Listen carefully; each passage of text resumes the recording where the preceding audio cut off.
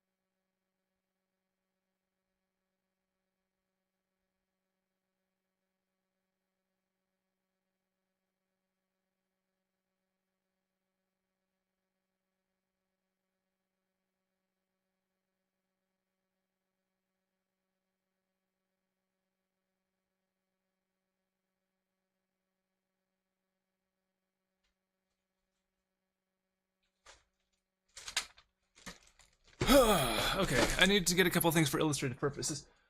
Sorry about that. So, hello. And today I'm going to be going through a bunch of different versions of Donkey Kong. I wanted to get through a little bit of a preamble before I get started here. And there's a reason for that. As a game industry professional, I make sure to try as hard as I can to do everything completely legitimately when it comes to playing games and all that kind of stuff.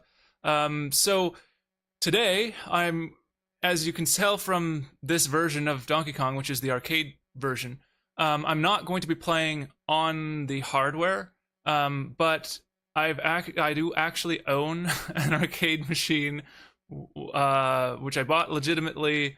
And to my knowledge, it has a legitimate copy of Donkey Kong on it. I also have many cartridges for many consoles. These are some of my ColecoVision cartridges, including Donkey Kong Jr.'s in this rack. I have Donkey Kong as well. It's in the unit, though, somewhere in storage. I also have, like here, NES and everything. Basically, the point is... I do have effectively all of the hardware that I'm going to be running on, and including multiple copies of Donkey Kong across many different consoles. I have. Does the NES Classic have it? I think it does, but it may not. Either way, I have that. I have the Nintendo Online subscription, so I have access to Donkey Kong through that.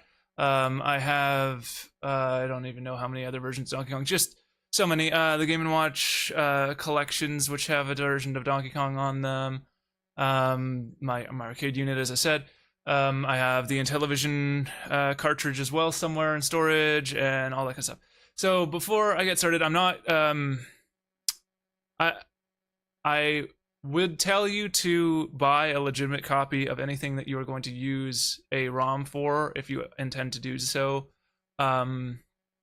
Just to, I mean, even if it's a large company, they did do the work at one point to put these things together. So somebody should have should be given something for it.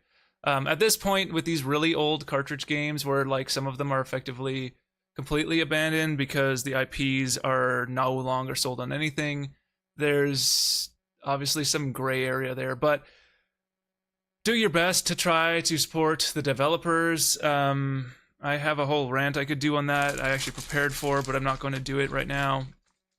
On the cost of making games today.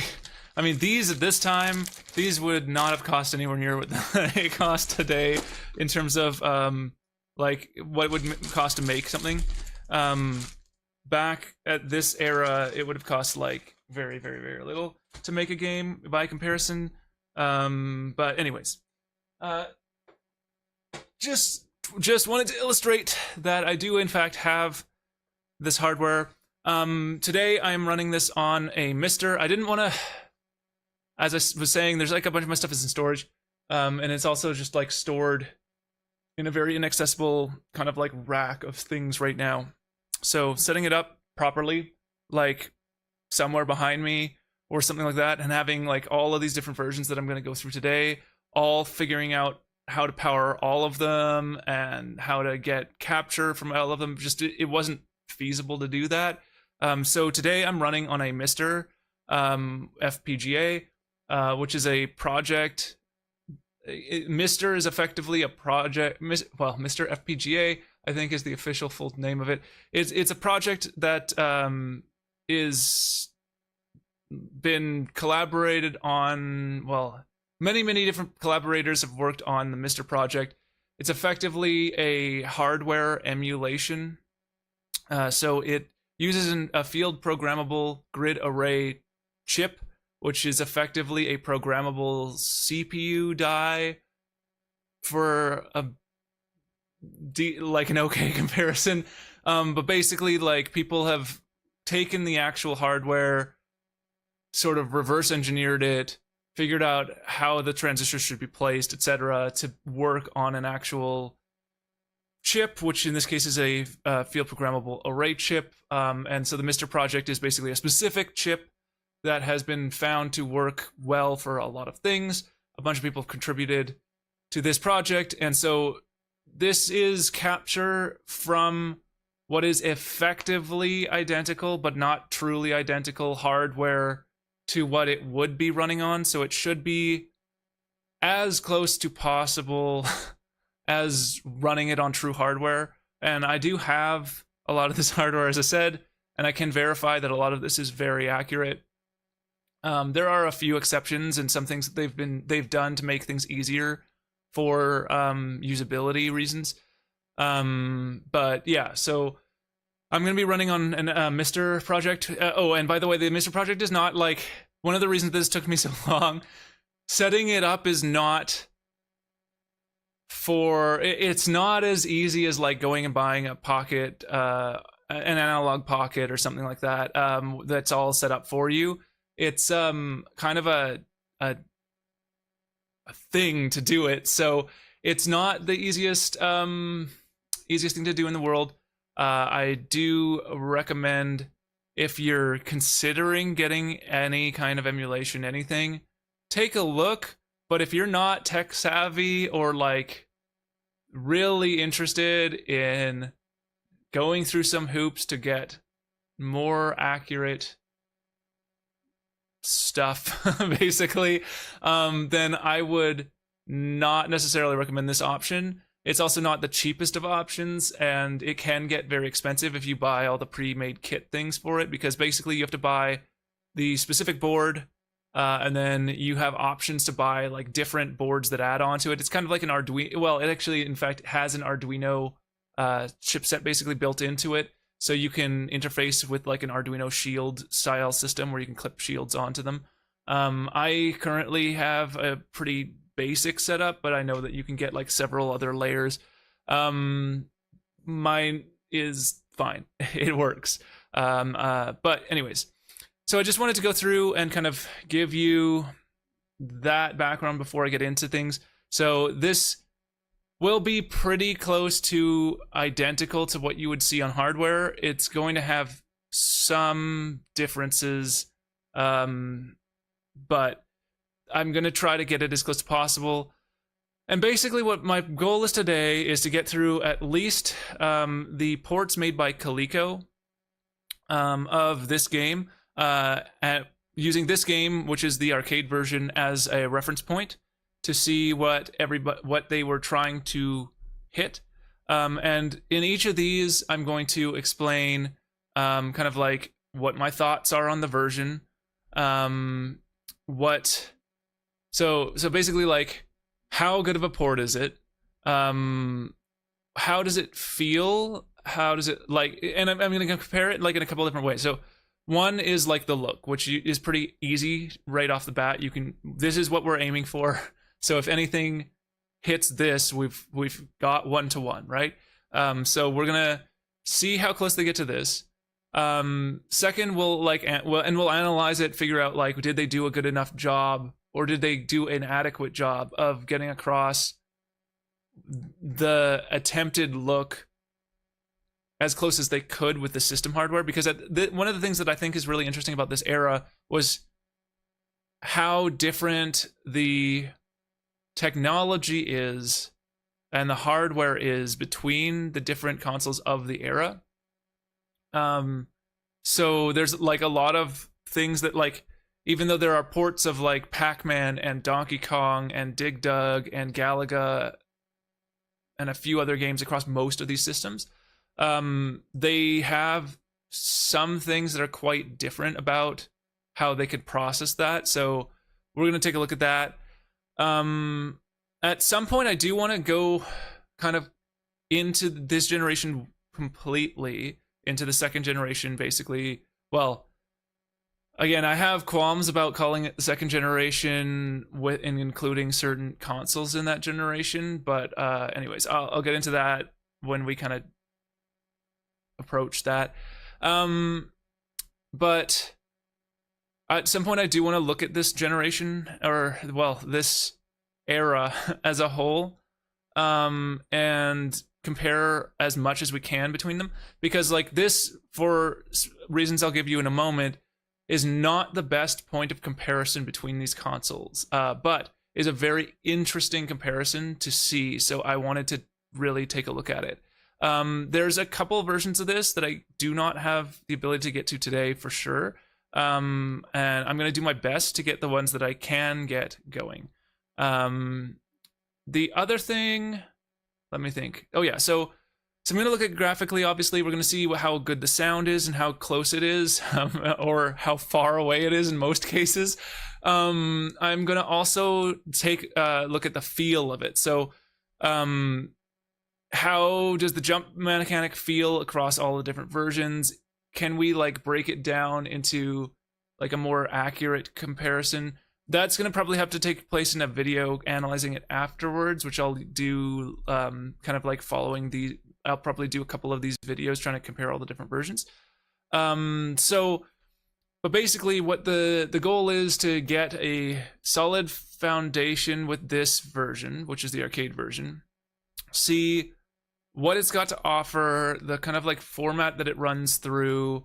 I'm going to probably fail a few times, but I'm going to try to get through all of the levels at least once, which is a challenge in itself. Hence why it was like a huge arcade success for a very long time. I'll probably like play it more with the intent of just like getting a sense of it for the first couple plays, and then I'll try to actually beat it after that. Just because I'm going to be trying to analyze it first and then kind of get into it. What else? Yeah, I think that's a good starting point. So, but basically, we're going to try to break down, like, compare the visuals to this one, compare the audio to this one, and compare the feel to this one, and whatever else comes up, which will be several different little things. So, with that out of the way, let's check out Donkey Kong. Okay, how do I get started here? Here we go. Put in some credits.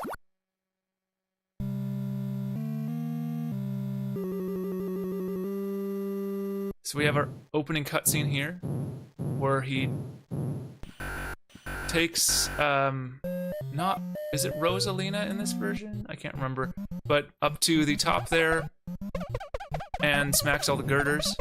And you see the blue barrel comes down and hits the oil and then starts the fire there.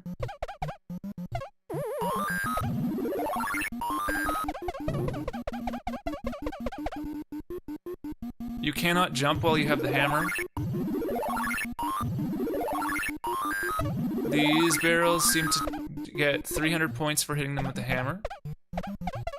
Oh, one thing I already know. So jumping over these barrels is 100. What about the blue barrel? Still 100? Okay. Dying, Mario spins, gets a halo. Okay. He doesn't fall at all, which is different. So there's the blue barrel, comes down, starts the fire. One thing I do know that kills you is that there's fall damage in this. So if I drop off this, that will kill me. And you can see there's like a little bit of dust that comes out underneath Mario at that point. And I guess I'm misspeaking in a way, because at this point Mario is called Jumpman, but you can tell it's Mario, so it's fine. Interesting. Oh, okay, so as the barrel is bouncing across the screen, can it not kill you? So it didn't look like it could kill me, because that looked like it hit me. Okay, there's no way to skip the cutscene.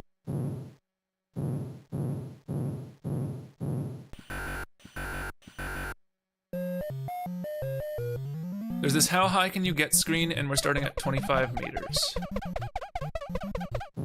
There's a bonus that ticks down, so that's a timer of some kind. Okay. Barrels seem to more or less randomly choose whether or not they go down a ladder, so you kind of have to watch for it. Typically it's better to like wait below a ladder for a barrel to pass before you're making a decision to take the ladder. Now I'm kind of screwed. Okay, nope. I don't know, maybe if you're on a ladder, it automatically comes down the ladder? Otherwise, it's a random choice? I'm not sure. Let's see. If I'm on this ladder, will that come down? No, okay, so it's not guaranteed, it is random, or there's some kind of random choice, or at least it appears random to the player. So there's a couple things that are challenging about this game. Let's take a look at those. So it sucks that the start takes a while. Okay, so obviously one challenge is the barrels that are coming down the ramps towards you. Another is the fact that they can randomly descend ladders, which can obviously change up what you're anticipating. The fire, which starts behind you, also starts moving towards you slowly, which puts time pressure on you and can climb even broken ladders. So you have a score pressure, which is the bonus that ticks down, but you also have that fireball. You can move backwards only to the edge of the same platform that you're on, because you cannot descend a ladder once you reach the top of it, as far as I'm aware. Oh no, you can, okay. So you can descend a ladder, and you can... Okay, I'm gonna explain what just happened there in a second. Okay, so you can move back and forth across the same platform. You can't jump back down. You have to take a ladder if you're gonna go. So the ladders are a bit slower than falling, which is an interesting thing that they decided to allow for. Hopefully this doesn't come down. Okay. Okay. Up. I was like, is it going to? And then it did. All right.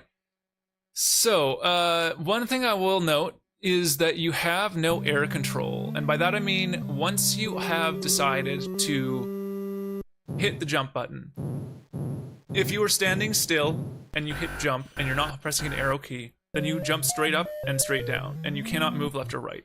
So for certain objects, you do not have the ability to actually avoid them by jumping straight up and down, because the timing is too short. So it's almost always better to jump towards an object, because it will move a little bit more. You can make sure that you clear it. Basically, it gives you a little bit more time. And once you've committed to a jump direction, hold on. Once you've committed to a jump direction, you cannot like hold yourself back. So you're committed to that full jump. So there's no control in the air at all. Okay, she gets a heart, and then the heart breaks when the gorilla takes her up. We've moved to 50 meters. 50 meters is a new level where we can collect some items for extra points. There were 300 points, it looks like. Ooh. I know you can fall down these pits here. I'm not gonna try it because there's no point. I'm just gonna keep going up here for a second. So the objective of this level changes compared to the previous level, where the previous level, your objective was just to get to the top. Here, if you touch Donkey Kong, you die. So your objective is actually just to blow up all of these little TNT boxes and attempt to basically drop the platform that he's standing on.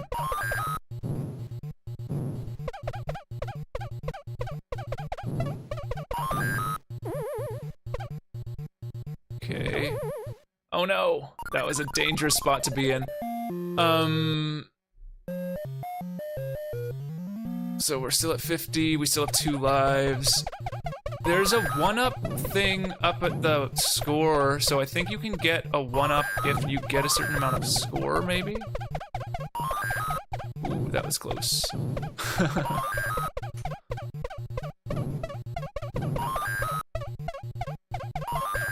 It's better to like do a whole level at a time, I find, but it sometimes doesn't give you good fire patterns for doing that. So I think you should be able to get a 1-up for getting enough score. I'm not sure what that score is, though. Aha! And then the platform drops down with her on it, and Donkey Kong falls on his head. All right, so that's level 1 and level 4, I think. So now we're going to start level 1 again. Oh, and see the barrel, so that barrel, before I keep going, that barrel didn't, in the first version, so each time we're at one of these levels, it actually gets harder. So the first time that barrel drops straight down, this time it kind of bounces before rolling. So, oh man, and the pressure there is way higher. So there are 2 barrels. Were they even moving at different speeds? So I can outrun that barrel. So all of those barrels work at the same speed.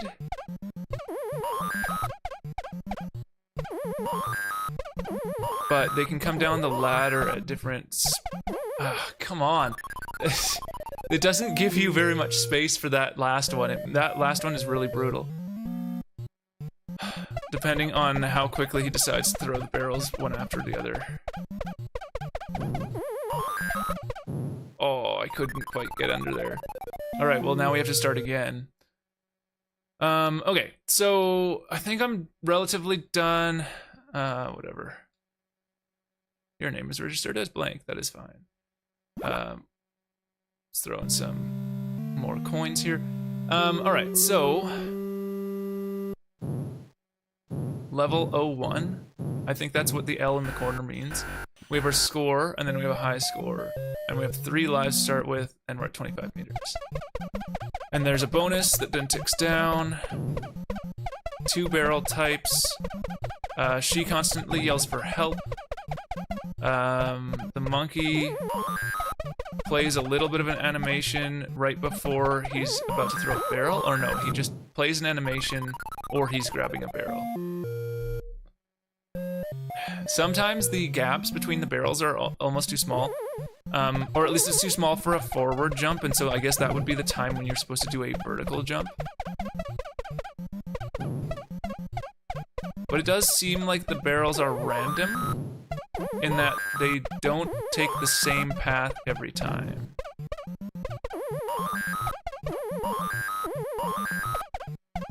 Oh, come on! Really? That sucked. Okay. We are not doing well this time. Oh yeah, and then these ladders, even though they have huge gaps in them, it looks like you can climb up there, but you can't. So they're kind of like a safety net. If you're trying to like avoid the fire or avoid a barrel, you can use them to get up and out of the way, but you can't climb the level. Oh, that was weird. I did a backwards jump there, which I don't even think should have happened anyways. But I didn't get the points for doing that, which is also interesting. So I think that either that's a bug in the emulation or that's a bug in the actual game, but I'm gonna assume that it's the game just as, again, I think, like, this is as accurate as we're gonna get to playing on real hardware, basically, so I'm gonna assume that that's just a bug that can happen in the game. Okay, awesome. Ooh, okay, I got the points for that. I'll take it. Let's run straight across here. Go over and down. If you run into the monkey, you die. There's not very many hammers in this game. Get the parasol there. Okay, we'll go down a layer. Uh-oh. Go down. Okay. Come on, leave. Leave. Yes, okay.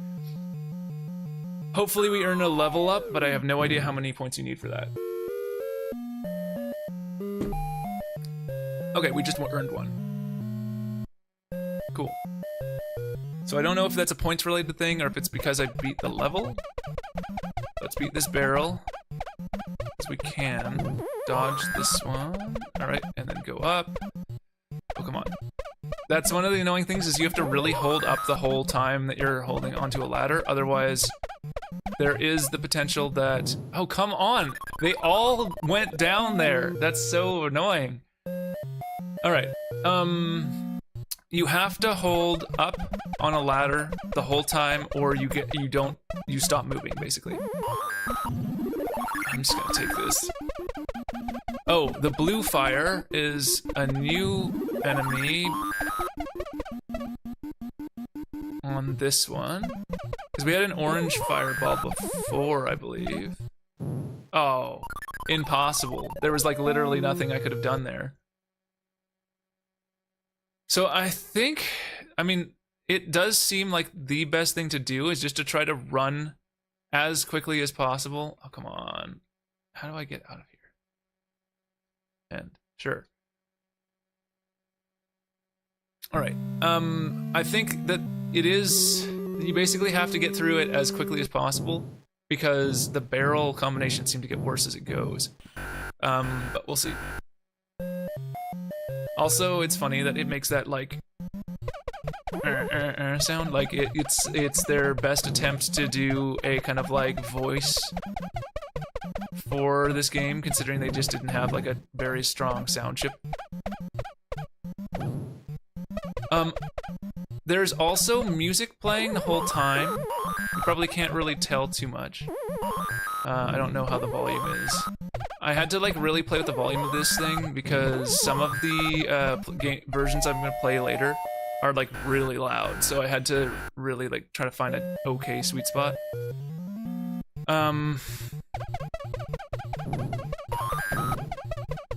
But yeah. So it does play the same song the whole time.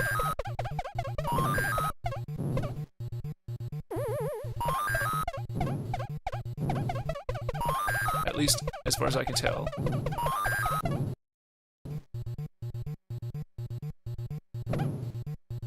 No, this is a different song. Hold on. gonna turn up the volume for myself, just so I can hear.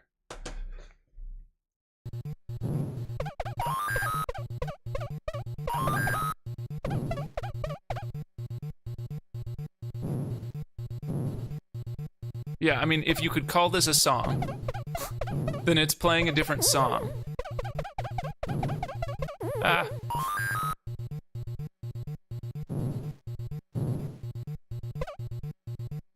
Interesting. So there's different music, basically, for each level. And it plays constantly underneath what you're doing. And the reason I'm pointing that out is you'll find later that some of the other versions do not do this. Oh my god. Out of my way. Oh, come on! I was almost at the stupid hammer. I wanted to get the hammer to try to clear those things. Come on.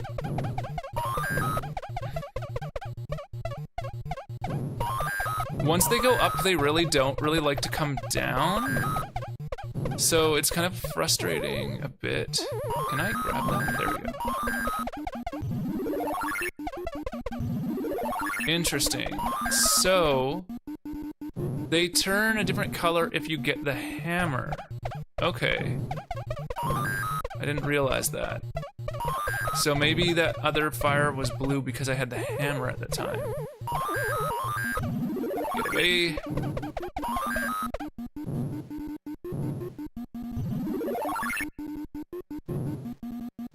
Okay. Excellent. Nice. Okay. So you do really want to use the hammers on that level. Good to know.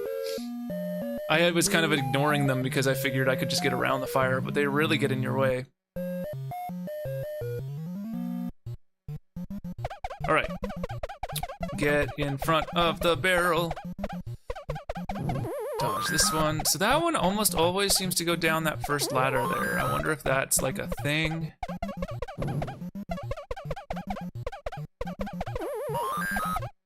Don't come down this ladder.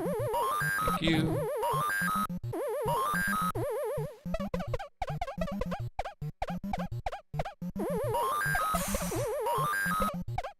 All right. We got our second version of level 1, so now we're going to level 2, I think. Yep, okay. Here we go. So this is level 2. So we've done 1, 4, and now 2. Now this part is actually trickier than it looks because you can, again, there's fall damage in this, so you can actually die by dropping too far, like I just did there. So you kind of have to time the jump so that it's within a Mario height. If you end up dropping more than Mario's height, then you die.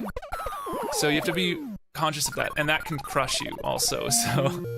This one is actually really tricky. It's interesting that it's not until the second time around that they give it to you, so it's actually harder to practice it. I think that's intentional. Oh, and I can't drop because there's no forward movement. I forgot. Okay, well, there's one more level that we need to see before I can move on to the next game. So we're gonna keep going. I think we have to get one more full cycle before we can get the third level. But let's see. And let's see if I've improved at all, if we can get through this section without dying. And by section, I mean the first whole level 1 and level 4. Whoa, I almost ran into that. Okay, go up here.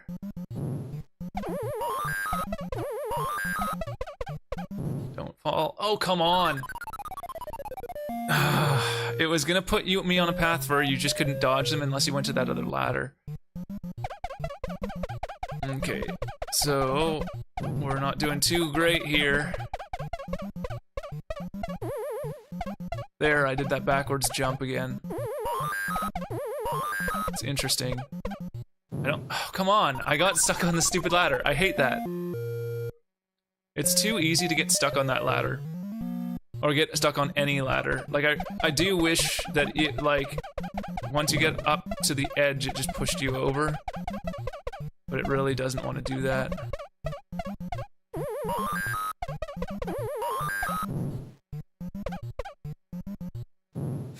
I knew it was going to do that, but you could see, like, so it dropped one down on that first ladder and one that dropped down on the last, on the end there. So unless I ran forward and jumped, I was pretty much dead. All right, come on, let's do this. We got to get through and get to the other levels so we can move on. But things to point out, so there's this cutscene that's an opening. We have this screen which is asking how high can you get, and we have different sequences of variations of the levels. So sequence 1 is 1 and 4, sequence 2 is 1, 2, and 4, sequence 3 I think is 1, 3, and 4. Every time it has 1 and 4, I believe.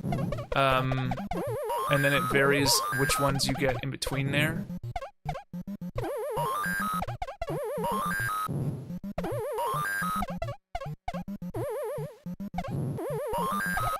So maybe if it is, maybe if you're right off a ladder, then you don't get the points? Like, that's what it seemed to imply by the timing of that, but I'm not sure. Maybe what I should do is go to the top first, because it seems like the ones at the top are harder, and they seem to climb upwards as quickly as they can.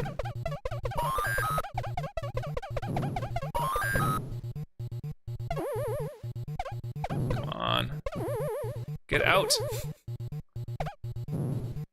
This is stupid. There we go. Leave.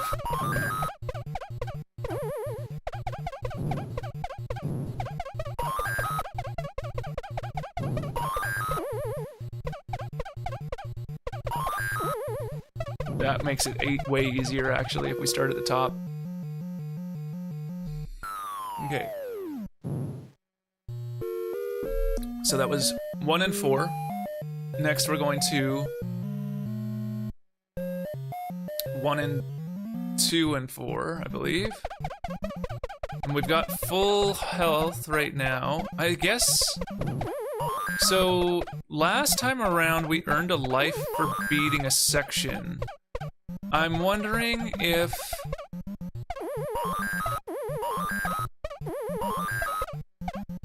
Oh, come on, get up!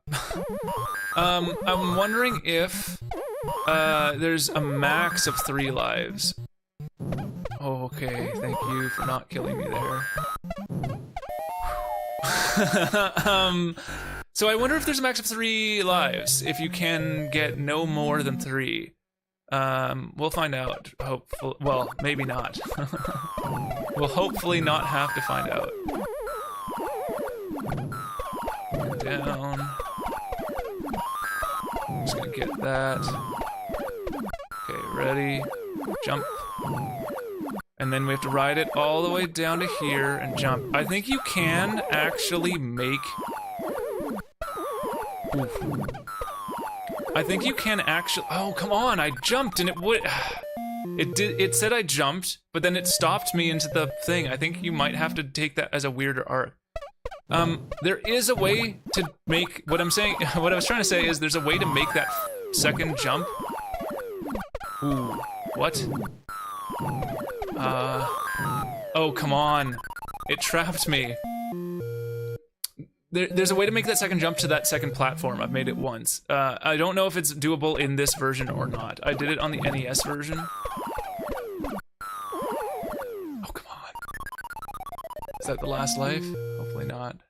Okay. This is the last life. Okay, no, so we did gain a 4th life, because I think you get 3 Marios to start with, and then you immediately use one of them. Dang it! This level is so much harder. And it's because of the randomness of where that fire ends up. The first time it stayed low, and that was way easier.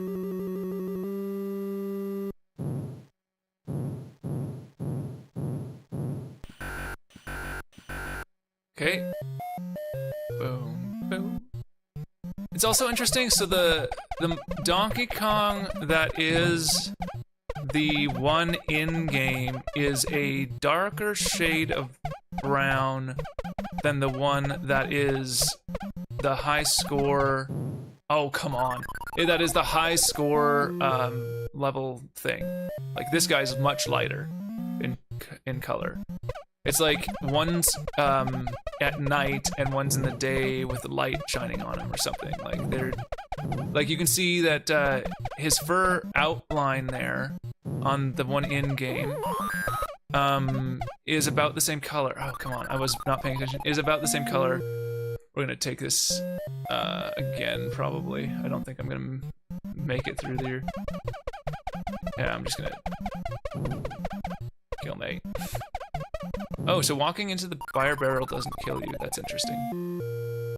So I wonder if you can just walk off the edge. No, you can't. That's the edge of the screen. Okay. Let's go.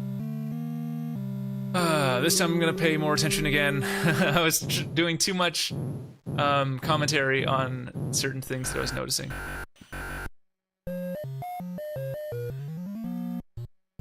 And it's funny because they almost look like they're different styles as well. Like the drawing style of the one for the how high can you get screen feels like a different art style from the one that's here. It feels more cartoonish in some ways, even though they're both cartoon. Oh, come on! It's not giving. It's basically like if I'm too close up the ladder, it auto drops a barrel down it. Is that the idea?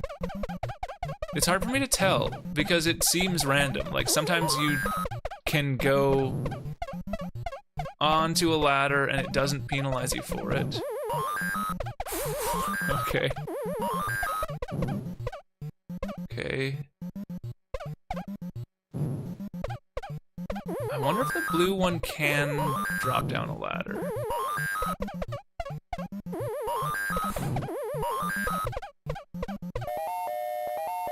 Because the blue one didn't seem to be dropping there. But I'm not sure. Like, that one looks more cartoonish than this one, in a weird way. I mean, they're both very cartoonish, and partially that's just the pixel art way. But it is interesting to me that, like, they do look different. And I think maybe because this one has shading on it, that it adds that dimensionality to it. Get away! Okay. What? It didn't give me the umbrella? I went right through the umbrella and it's like, no. Because I went down the ladder. That's interesting. The collision is weird. Like, really weird. Like, you have to be really off the edge for that one. That's really sketch, too. Alright. We have one life left, but we can gain another one back. Oh yeah, it resets the whole thing when you die. Which includes... So the fire comes in at random places, it seems, which is weird, too. No! I pulled back, but it didn't say I pulled back quickly enough. I really shouldn't... I should just jump back over those things next time. Okay, come on. Gotta do this.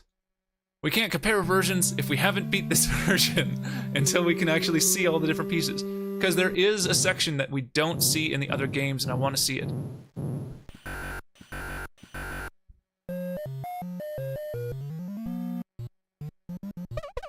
Or in most of the other versions, I should say. And I think one of the reasons that they didn't bother programming that is because to get to it is actually hard. So the chances that somebody would have got there in the arcade is relatively low. So if they needed to make a cut somewhere, it makes sense to cut that level. Considering you have to make it through 2 full... Oh, come on. 2 full rounds, and then you can see it halfway through the 3rd round. It really does suck that the barrels are, like, random as to whether or not they fall down the ladder. Like, it can really mess you up. Maybe if your sprite is over... Oh, come on! And the fact that the barrels can drop down the broken ladders, too, it's just unfair. there's a reason that this game was a good arcade game. It is not fair to the player in some cases, which is good for making money in an arcade. So, okay. Just wanted to make sure I could clear that. This is already doomed to fail as a run. Oh, I couldn't even get on the ladder. Ugh. There's a lot of like oddly precise but imprecise in terms of its visual cue things, like when you can grab a ladder, when you can grab the hammer. There.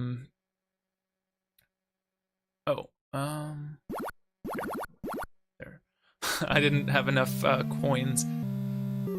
Just dropped in a few more.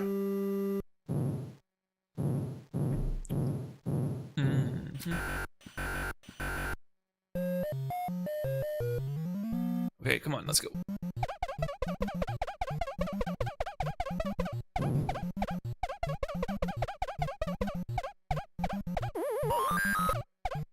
You can make that, but that is so tight.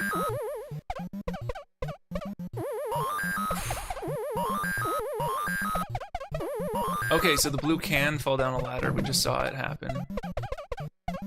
I'm so scared about that now. It's hard to play safe because they do sometimes drop barrels at a faster frequency, or at least it feels like it. So yeah, there's quite a bit of RNG in this. There's an RNG as to how long it can take before he throws a barrel. It's RNG as to like whether or not something goes up or comes down a ladder. It's RNG. I mean, those are the two main ones really, but they're big. They make a big impact on the game. Go down a ladder, thank you. Didn't care which ladder, you just needed to go down a ladder. Now, oh man.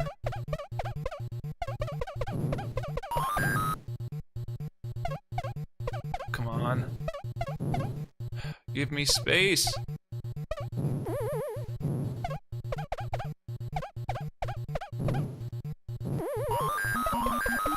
Out of my way. Okay. We have 2 lives, so that's full health, isn't it? So did we just gain a third one? So that's 4 lives. Okay.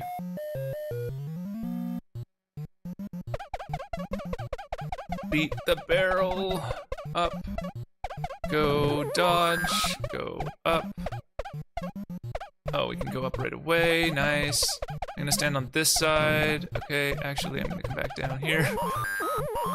I don't know where the barrels are going.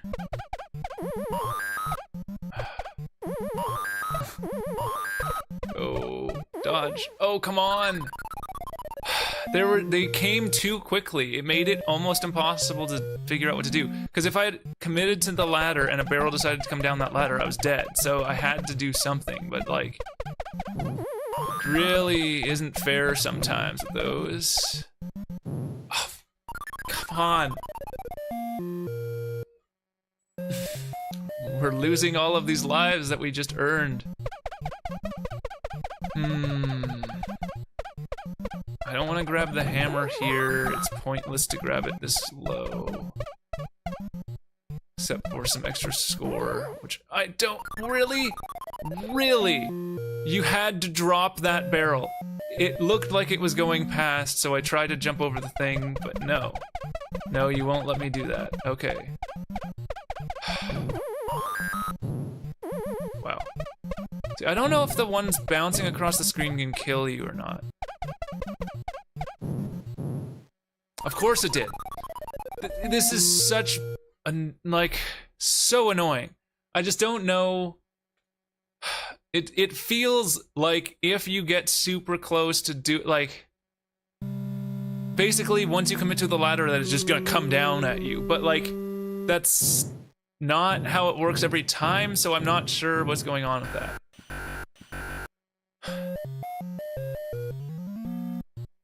Like, I wonder if it's how high Mario is on the ladder, if it determines to come down that ladder. But, like, if that's the case, like, can I get a barrel to drop? See, it's hard for me to tell. I want to see if I can force a barrel to drop by committing, but like, it's hard to say. Basically, like, if you've committed like that. No, see, that one didn't. I wonder if it's like a third, like, I don't know. It feels random.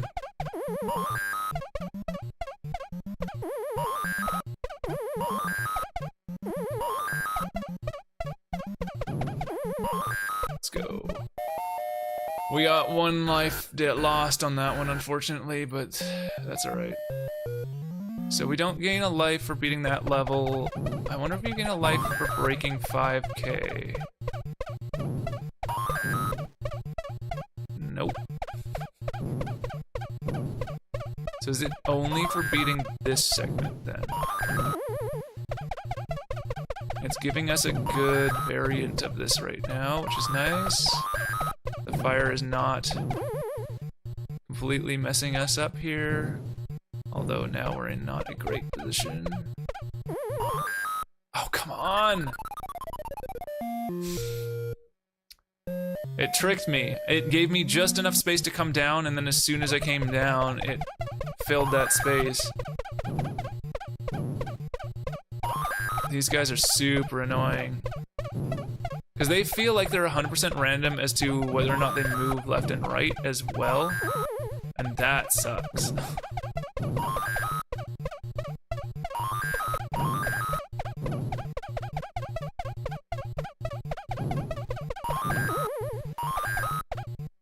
Okay, oh, come on.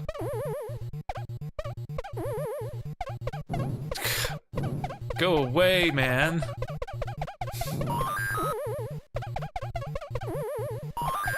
Ooh.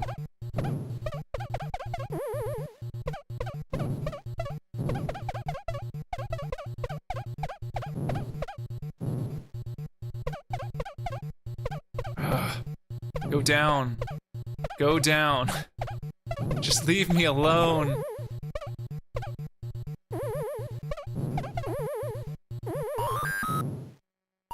Really? Are you kidding? I landed and they were blue, and it still counted as hitting me.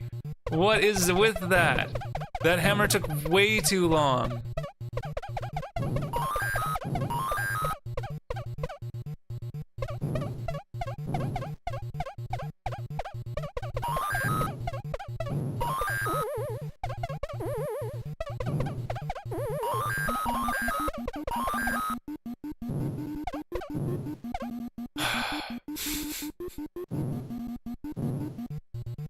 And of course the game, the enemy sprites there show that they can go through Donkey Kong. So it gives you a false sense that you can, but you really cannot. Oh, and come on! That is ridiculous. I hate this. This is so annoying. The RNG feels super unfair with these things.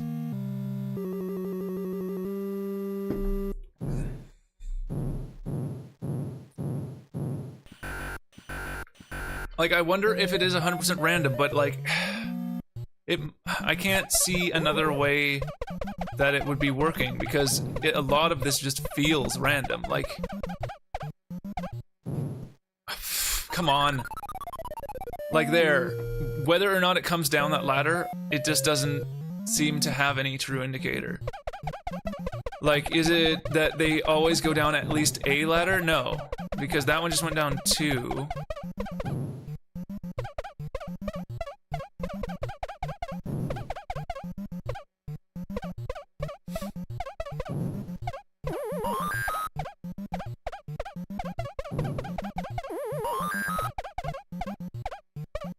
Okay. Made it. We lost 1 life. It's not the worst we've done. Let's get through the stupid fire section.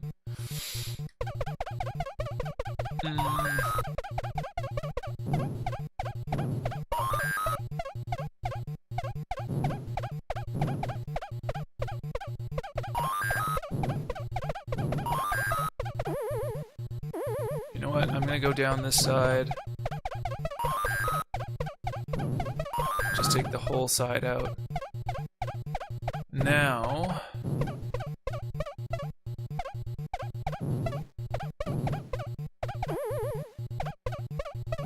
Oh man. I'm trying to get them to go to the same place. They do sorta seem to follow you. I wonder if they always try to go within one level of you or not. It seems like maybe that's the case. That they try to climb up to within one level of where you are. Oh, come on. As soon as I touched the ladder, they all went down that ladder. And they're way faster than I am, so I don't know if there's a way for me to, like, beat them at that. Let's go this way, we'll go down.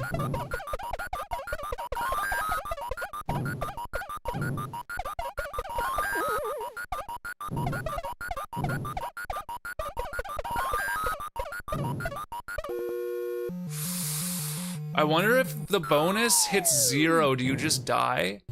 I'm gonna test that after I beat this because we want to get as far as we can so that we can see that 3rd level. But I want to test that as well.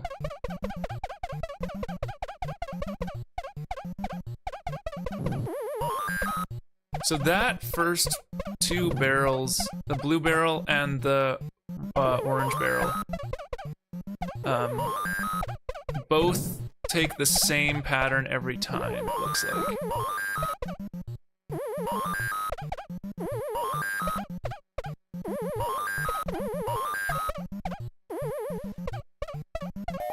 Okay. The hard level again. And we got, okay, so when we broke 10,000, we got a life. So maybe it's not, maybe it is score-based. No! Are you kidding?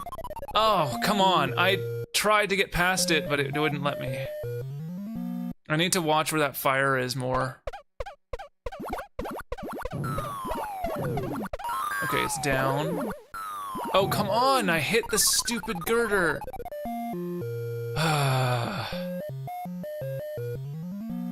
Last life. I could try this jump, actually.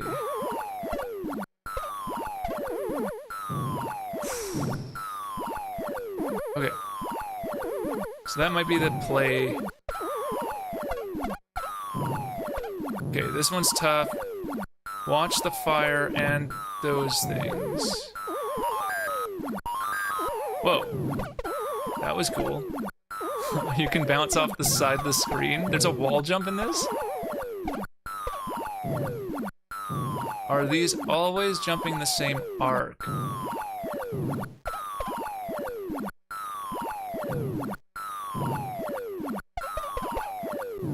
Okay. So it's not safe at the ladder. You have to make it slightly past the ladder. And I think what you want to do is go slightly past the ladder, and then because it's gonna have more time the further left you pass it. Okay. That wall jump was cool. I wonder if I can just do that. I'm gonna try that against the wall on the far right.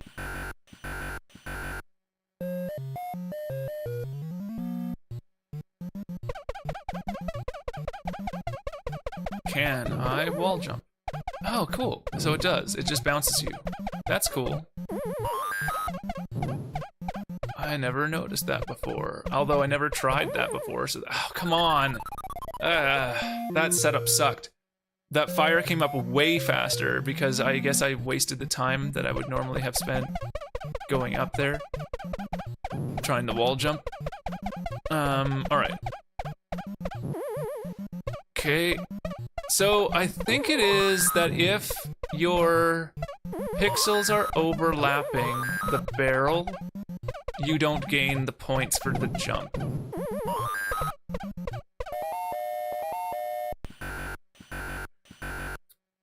Okay.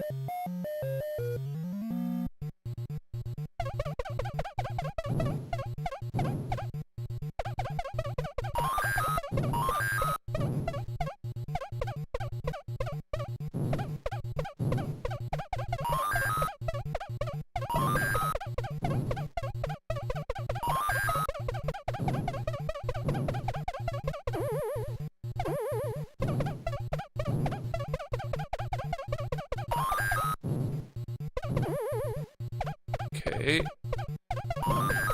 Come on.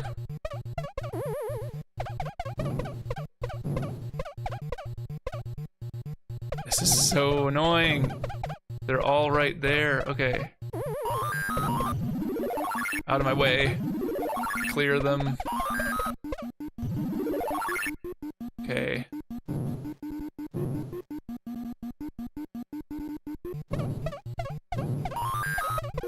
Nice. All right. We should get a one up here. Not quite.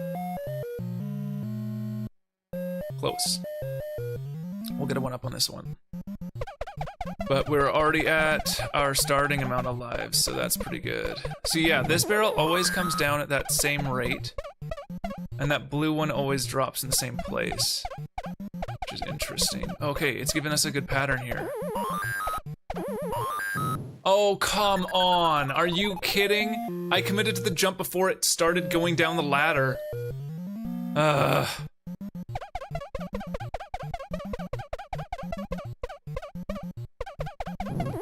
Did it not give us that one up because of that? Because I died at the point that I should have gotten it? Oh, come on.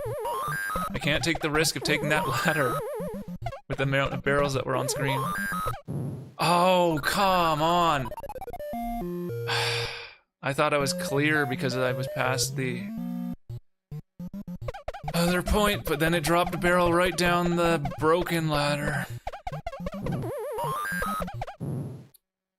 It doesn't usually do that. It's usually just the first one that goes down that one. Man, it's gonna be a while before I can beat this stupid level, isn't it? Or get to the right level anyways. This sucks. I was hoping to be able to compare the different versions more quickly, but that's all right. We're not quite at an hour yet, I don't think. What does it say? Where's my recording time here? Hold on. Where is my recording time here? Or I guess it's not a recording. Where is my run time? Oh, there it is. We're just over an hour.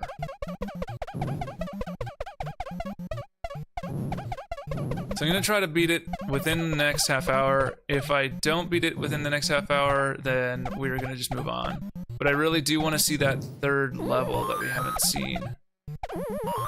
Which is actually the fourth level. Or sorry, it is the third level. It's the fourth level we haven't seen. That was a really bad setup too. Sometimes it just gives you a bad setup. Like, I'm curious how they get the super high score in this game. There must be like some way to play this super safe. So that you can get the points that, oh, come on.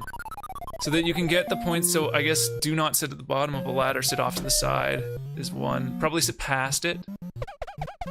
So that you can easily move out of the way and it won't hit you. And it gives you the ability to jump. That's probably the strategy. Oh, come on. Really? Again, like that, you just could not have made that, basically. Like, I guess there is a perfect timing that you could have made that in, but I just don't see a way. Because the gap looks long enough that you should be able to land and jump, but I don't know if there's enough of a gap to land and jump. You may have had to go up the ladder. I think once you're on a ladder, then a barrel can't hit you from the same level, maybe? Or at least it's quite forgiving for the vertical. So you stand off to the side of the ladder that's in front of the ladder. There we go. And then check there. Oh, come on, please don't hit me. Yeah, okay, so the ones that are dropping down the screen can't hurt you, it looks like. Because that one, like, definitely ran into me.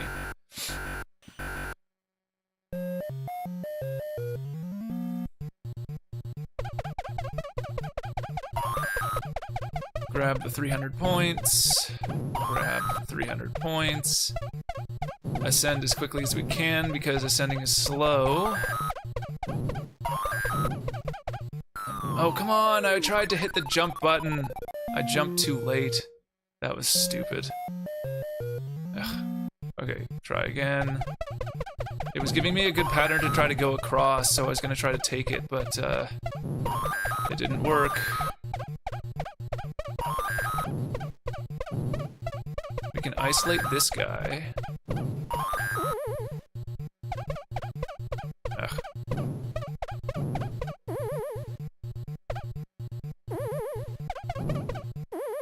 Oh, come on. I hate those things because it seems like they try to come at you, but it's hard to tell how much they actually do. So it feels unfair because you're not sure if it's random or if it's not, and it feels like it's somewhere between the two.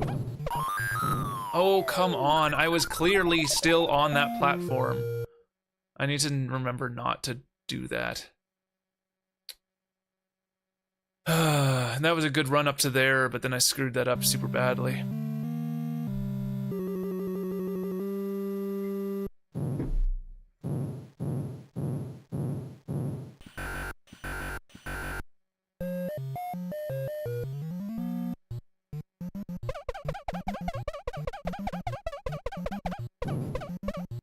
Okay.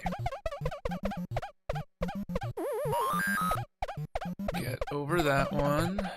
Wait for this. We're good. Jump. The timing on these is really tight. You can make some of these, but it's super tight.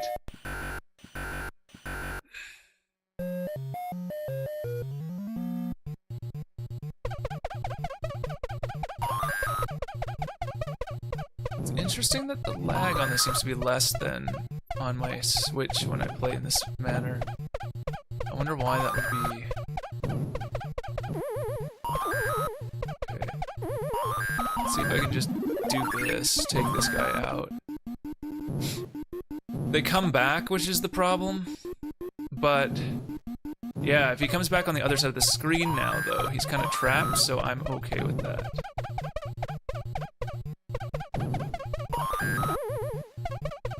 If we can trap more on that side of the screen, then we'll be in a good position here.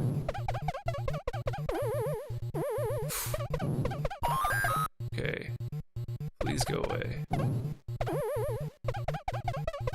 Excellent. All right. We had less score there. Did I miss something? Interesting. Like then the previous time where I was wondering if we had a 1-up by beating it, we had less score there by like 4,000. Or 400, not 4,000. Okay. Okay. I'm not playing it safe like I was saying I should do. Okay, here. Oh, come on! Really? Oh, you dropped it down the stupid ladder, so there was not enough time. Oh, player 2. Oh no, I hit 2-player? Come on. Can I just kill player 2? I didn't mean to hit 2 players. Kill me. Okay. Go back to player 1. Thank you.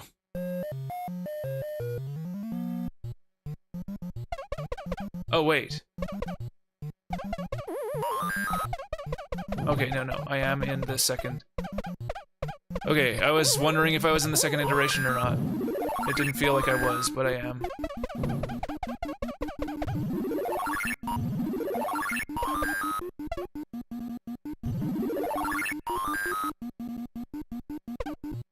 Something I did find out about the hammer is you can, if you get close enough to the platform above, like by walking towards it, you can actually kill barrels on the platforms above you, which is interesting. Okay, I just have to go. Oh, come on, really? as I was saying that, it immediately chooses to screw me.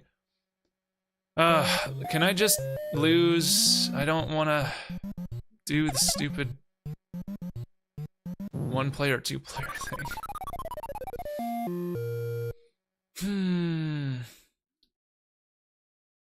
Flip screen, orientation, autosave.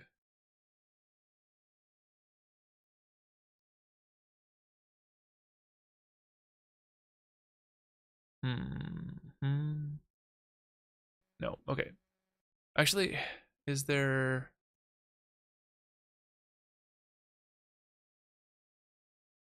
I thought there was a cheat menu or something like that, but I guess not. I gotta figure that out. Just thinking like it might be better just to cheat to give myself like the ability to get through these sections quickly to show you the next game versions. Like if I stand right here, my hammer goes through the ceiling and I can actually blow up barrels from above me, which is weird. Oh, okay, that was BS. Let's just reset. 1 player, please. All right. It's taking too long to pass through the 1 and 2 player thing. It's annoying. It is interesting that there is a 1 and 2 player. And the only thing it does is it gives you a complete different starting point for each player. So you have to earn your way up. Which kind of sucks. Okay, that could have been bad. Are the barrels slower in this level? Ooh, that was close. If that had come down, I would have been angry.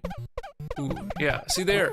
I think once you're on a ladder and you've moved like even half a Mario height, that you can then dodge barrels. So it is safer to be on the ladder in some regards, but then if you have one come down from above you, you're just dead, so...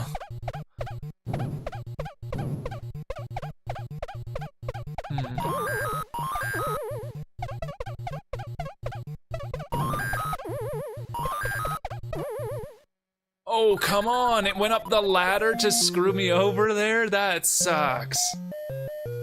Because it went up the ladder, it moved fast enough to hit me as it was ascending, and I was descending, which sucks. I should have been able to pass it otherwise.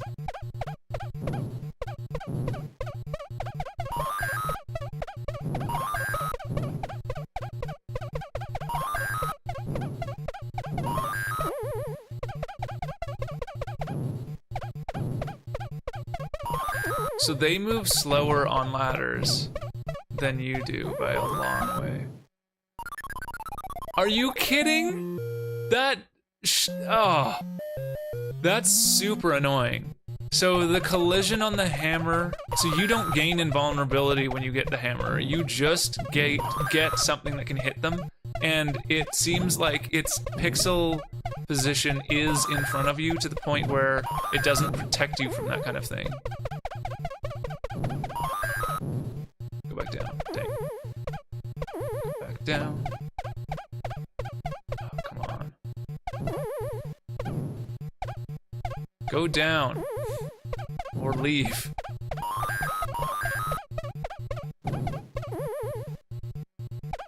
This one below me is gonna mess me up, isn't it? Okay, we got it.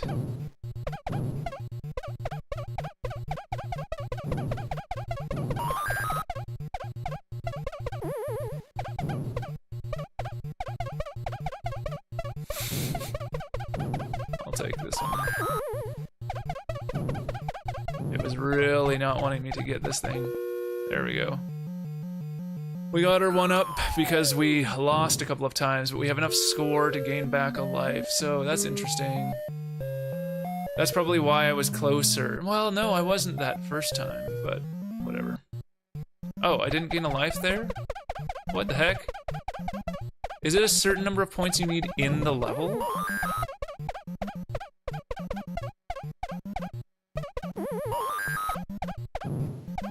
Those bouncing ones sometimes really mess with me.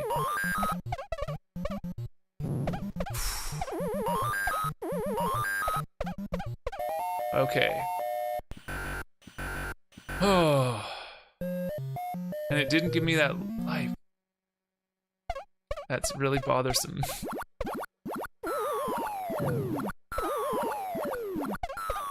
Okay.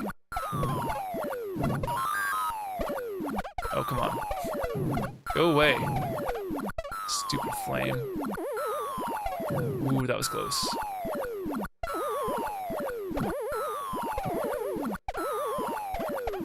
Okay. Go. Go. Okay, we're safe here.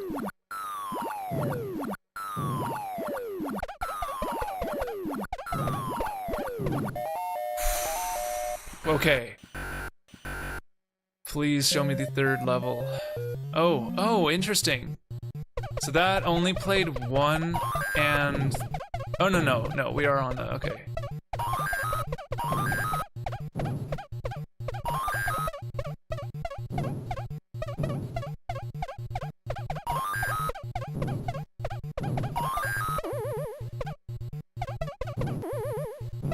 Nope. Not in my way. Good. Don't come up the stupid ladder. Or if you're gonna come up while I'm still whacking that spot. Alright. Okay. Come on. Stop it. They're so much faster than me.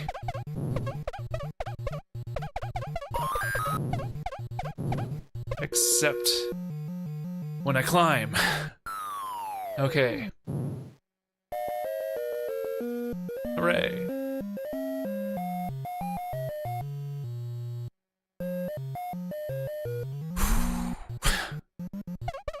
Okay.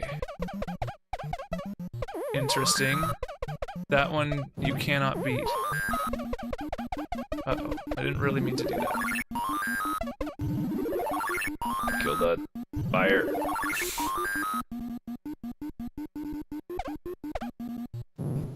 Okay. Okay. Oh, come on! And it didn't give me a 1-up at all during this whole section? So why did it give me the 1-up the first time? Yeah, you cannot beat that barrel. So that is different from the previous one.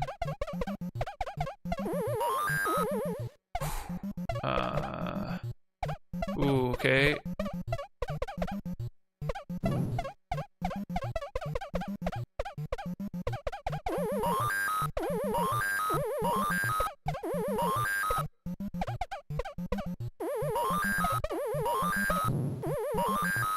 Let me up. Okay. Now it's the hardest one, I think. Oh no, here we go. Okay. We got to the level that doesn't exist on most of the ports, finally. I might die really quick here because I haven't played this one very much.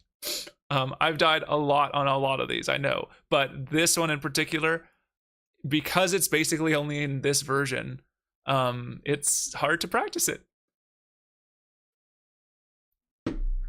So, what do we have here? It looks like there's a conveyor. I'm betting if I hit that, I die. Ooh, there's like a strong pull on that conveyor too.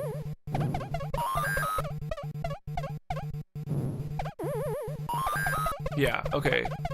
Oh, and these also go up and down?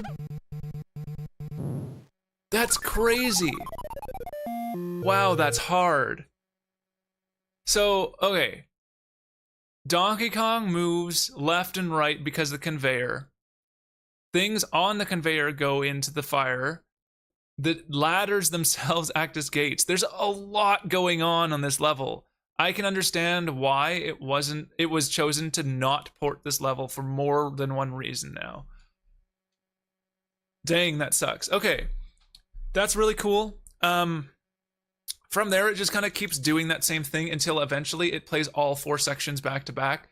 I think basically it goes like 1 and 4, and then 1 and 2 and 4, and then 1 and 3 and 4, and then 1, 2, 3, 4. So 1 being your typical like girders are just like all the way up. The second one being the one with the elevators that going up and down. The third one being that one, and then the fourth one being the same one that we ended on every time, where you have just the fire that you have to dodge every single time. Okay. We have played through this to the point where we can see all the stuff. Now, I want to do one more thing. I want to see... Well, I want to do a couple of things. So I want to check a couple of little gameplay things before I move on, and the other thing I want to check is if you can run out of time. So first of all, there's that wall jump, which is cool. I didn't realize there was that. I can walk this way and walk into that wall. Okay, so jump, you can't move left or right. If you're stationary and you press one of the directions, then you can jump in that direction. And it looks like sometimes you can jump backward, you can hop backwards, which I don't know if that's a bug or not. To me, it looks like a bug. I think they just didn't code in something quite properly.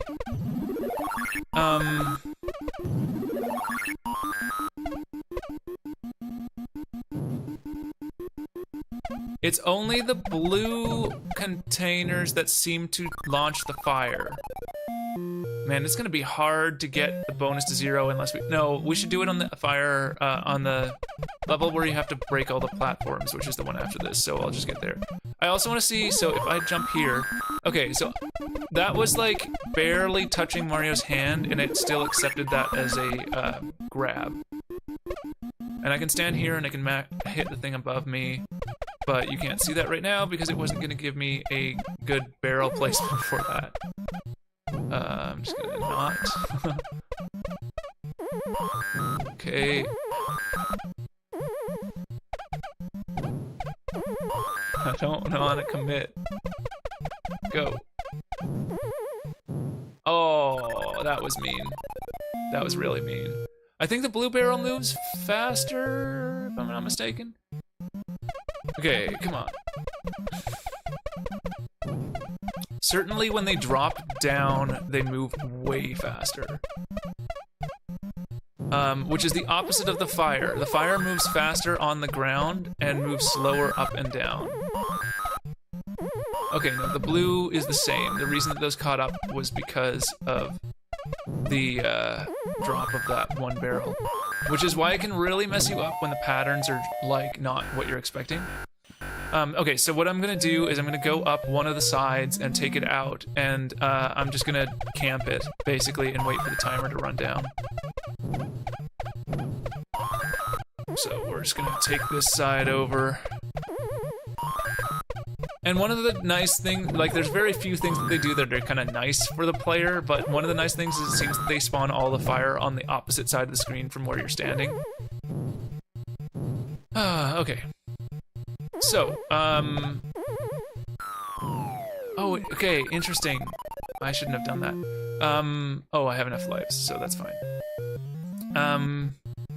Mario bounces... When Mario bounces, it's at the same height that he was at. I don't know if the peak... I should check that, actually. I'll go back down to the bottom, and I'll try to figure if I can do that.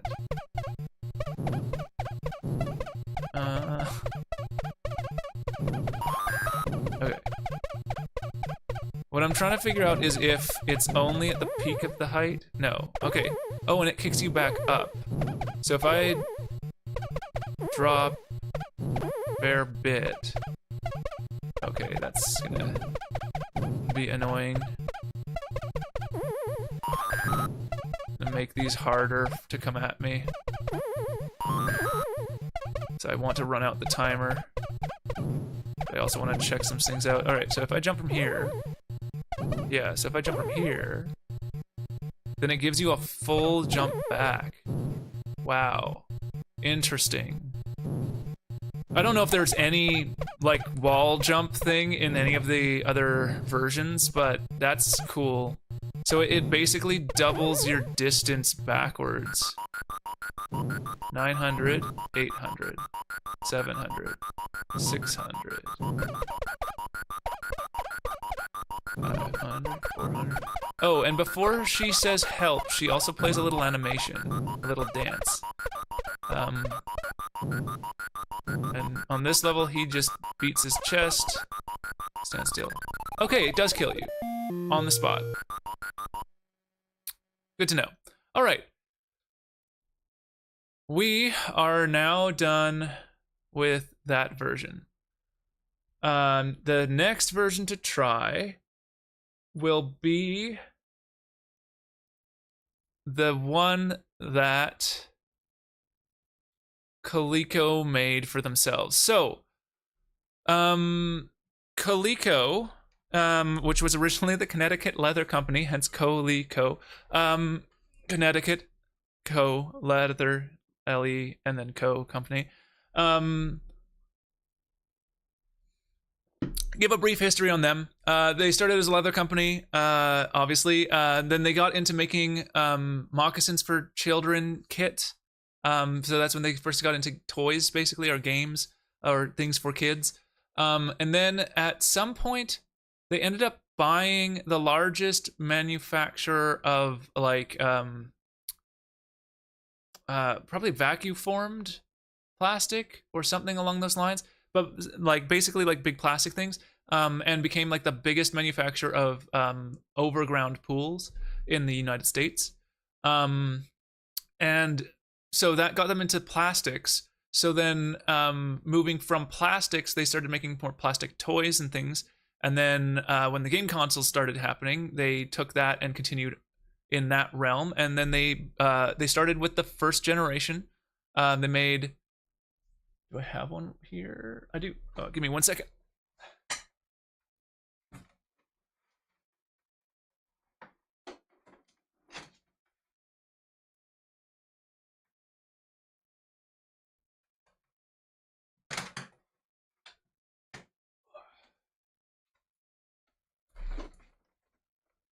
This is the Coleco Telstar.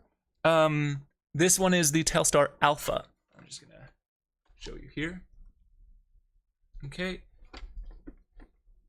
Rotates, does things, squash, whatever. This one in particular was made in Canada, which is one of the reasons it's in my collection.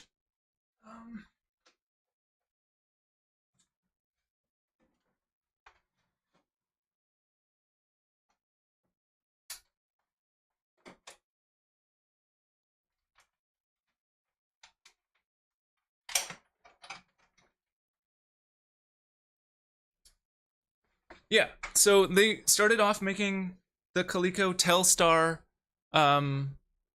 series, and they were pretty popular, like really, really popular. I think they bought what was the first, like they made the first major order of the AY38500 chip, this one here, which is Pong.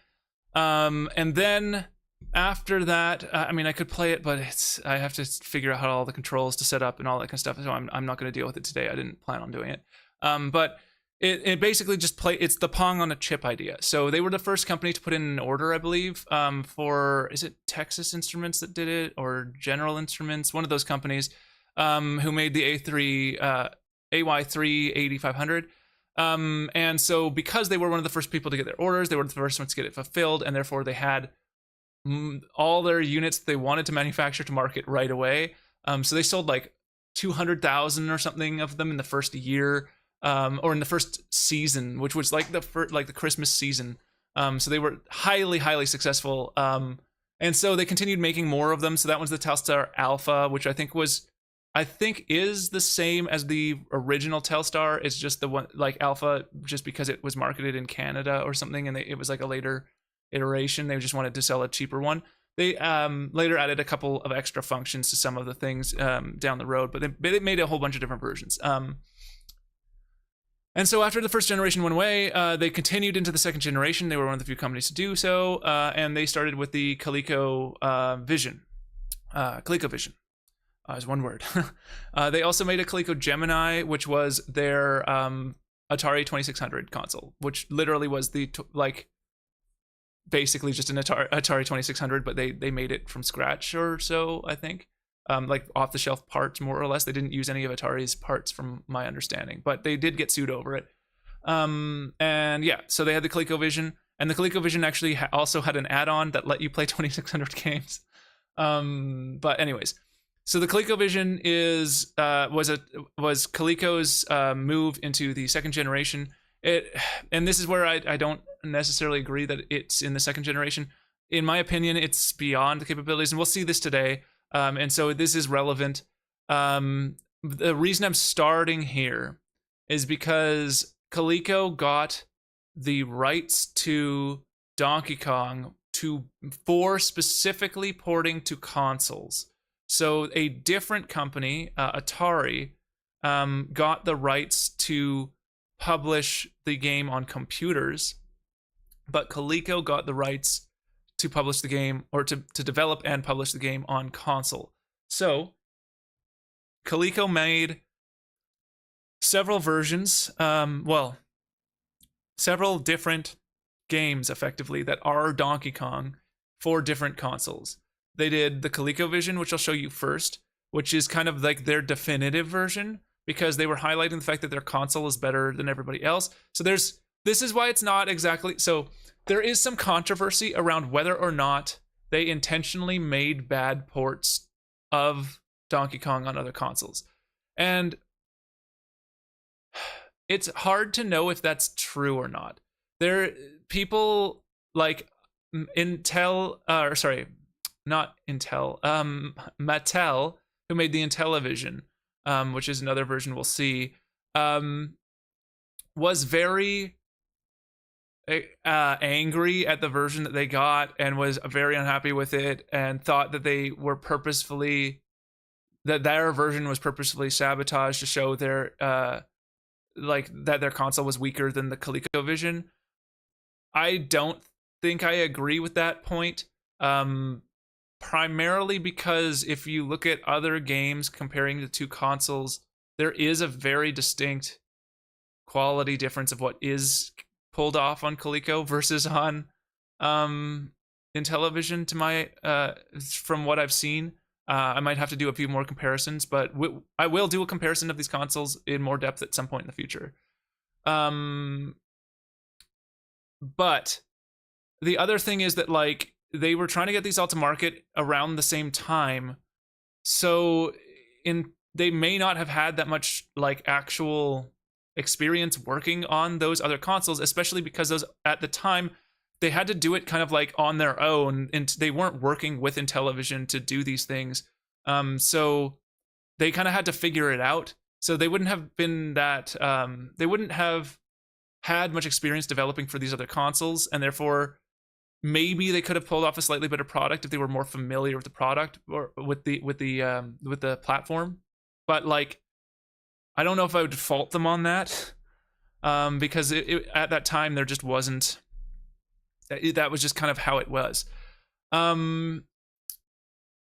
So Coleco's version is kind of the definitive one. They did make two versions. I don't know if I can get the second one working. I will try one more time, but I was not able to figure out a way to do so. I think I might need to do a little bit more setup on one of them. So ColecoVision was later built into a computer. Like, they built a computer around the ColecoVision, and you could add on the computer as an add-on to the thing, which it like sits in a box basically. Like, it's kind of a crazy thing. There was like a standalone version of the Coleco Atom, which is the name of the computer as well, I believe. But in either case, there is a ColecoVision Atom version of Donkey Kong, which I may not be able to show you today. But the ColecoVision version is basically their definitive version. The other one I can't show you because I just don't own it. is the Coleco tabletop series, which was basically like these mini arcade things, like basically like the like the Neo Geo Mini and all that kind of stuff like these. I'll show you.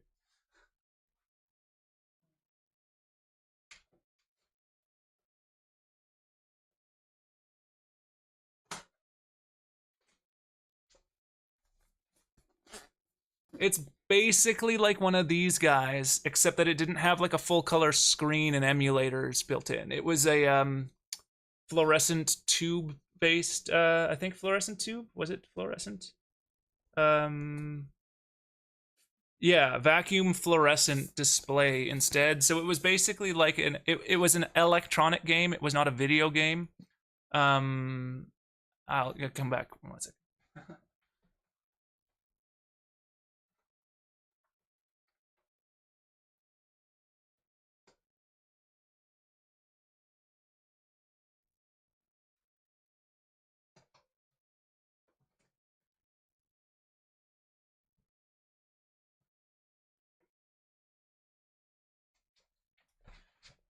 Okay, so it was a vacuum fluorescent tube-based display. So basically, it just had like a bunch of lights that were already pre-allocated to the screen, right? And each light could be on or off, and so they play it that way.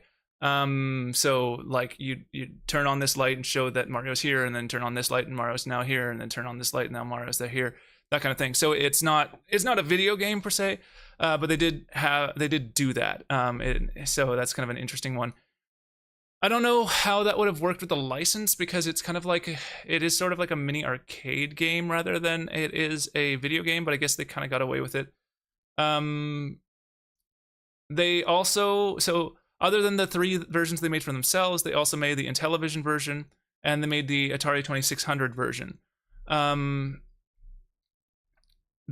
Atari did a whole bunch of other versions for computers, but later they did a one for their own console, the 7800, because the rights had become opened up by that point because of something that happened later on, I believe. I'm not sure exactly how that happened, to be honest.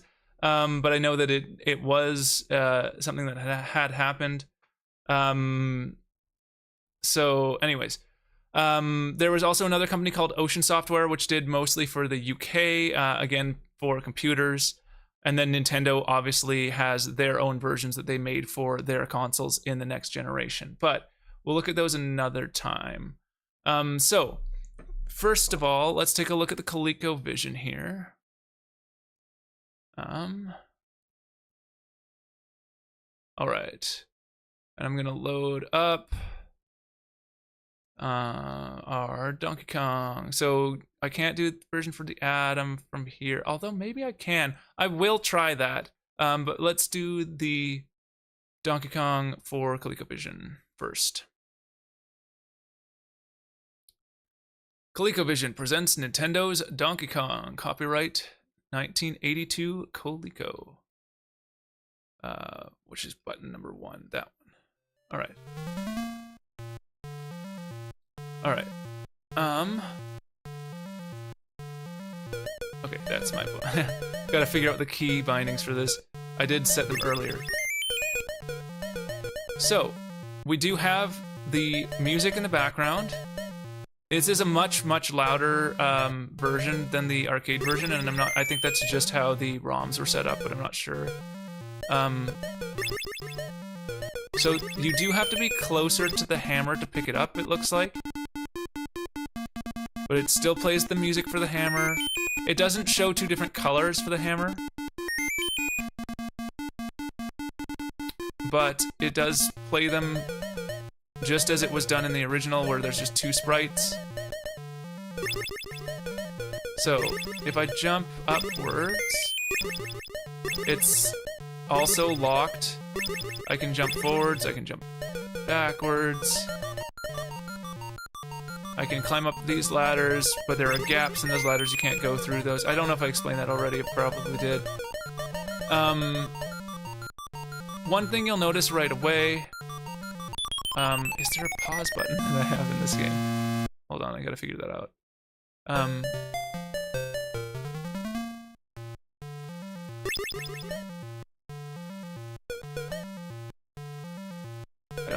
I don't think there's a pause button, so I'm just gonna have to talk through it. All right. In this game, it plays very similarly. There's a little bit less animation, I think, on Mario, but it's pretty darn close. Yeah, there's not that, like, bend over to climb up the ladder. His coloring is slightly off. The girders are a little bit too pink. There's no, well, there is some shading on Donkey Kong at the top there, but it's less than, on the other version. He has a little bit less detail in the sprites. Just generally across the screen there are fewer sprites, which is why there's one less switchback. So we're actually having Donkey Kong on the wrong side of the screen, but we still do have two hammers on the screen. We're missing one of the ladders on the top. Yeah, no, we're missing one of the gapped ladders on this layer if it's the same one, or if it's meant to be the same one. There's also no opening cutscene, and the fire is already going, as you can kind of see here. Actually, I'm gonna move myself a little bit. But if I do this, it will do it on all of them. That's all right. I'll fix it in the future. Okay. There we go. So you can see here, now I'm not blocking part of the screen. Oh, did I somehow find a way to pause this? Okay, let's try this again. I don't know how I paused that. It wasn't...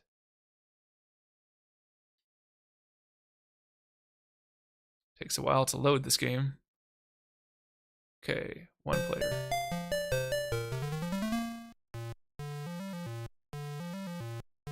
Yeah, there's no pause. Okay. So, anyways, now you can see the fire barrel is just kind of going.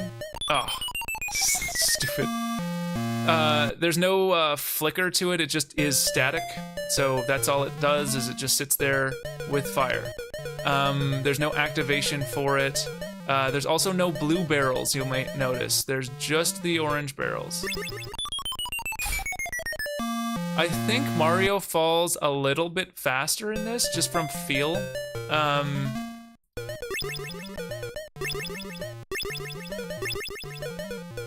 There's a little bit of dust that kicks out when Mario lands, though, so there is a little bit of an animation. Oh, come on.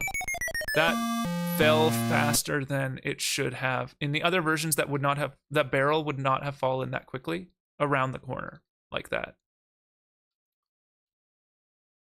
Oh, interesting. Okay, it just takes a long time to reset, it seems. Alright. So, climb up here.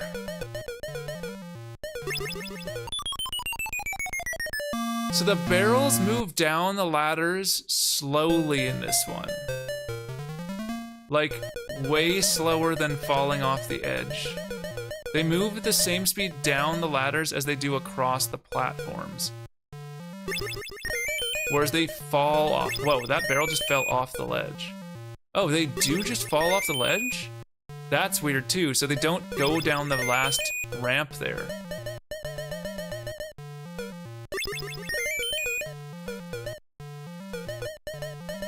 Sometimes they just fall off the screen. Oh, weird.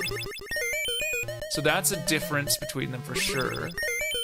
Obviously the score is on the wrong side of the screen for the, or actually, yeah. No. The score is on the right side of the screen, the bonus is on the wrong side of the screen because Donkey Kong is taking on the other side. And your lives are not represented by a mini Mario, they're just there, on the right side of the screen. Which is the wrong side of the screen for where they should be. But it is interesting. Okay, so sometimes the barrels just choose to fall off the screen, which is kind of crazy. Yeah, they fall so fast though. That's brutal. Alright, let me up. Oh, and no completion animation. And it looks like we are playing the same sequence that we played in the arcade version. So we went 1 and 4 first. So we'll see how that goes. Can I fall down that gap? I will find out, but I don't want to try right now. Okay.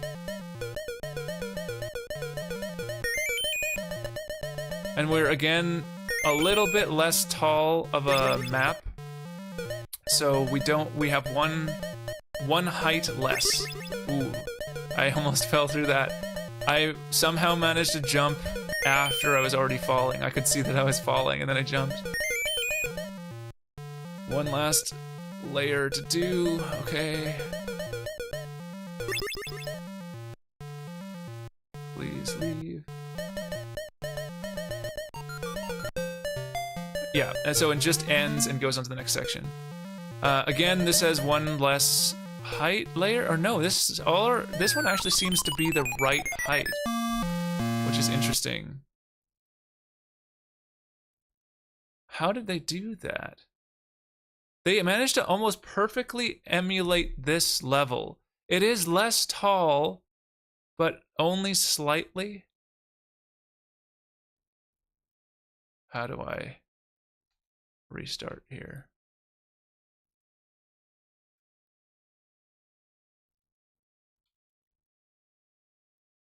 Is it gonna go? I pressed basically every button I have access to. Okay, there we go. It just takes a really long time.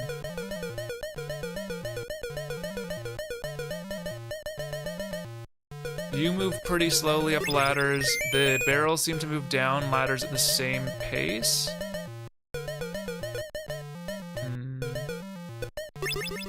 No. Barrels move slower down ladders. That really throws you off. It's like the opposite of how the other one works.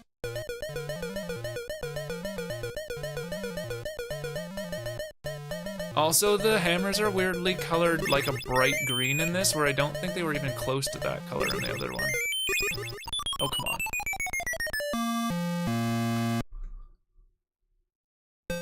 It's weird that it says 1 up at the top of the screen.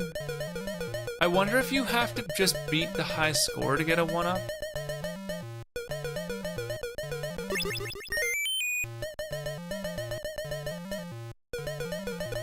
No, it doesn't really tell you. Oh, come on. Like, I would have expected that the 1-up marker would be... I'm just gonna... This way I know for a fact that it's restarting. It takes a while to restart.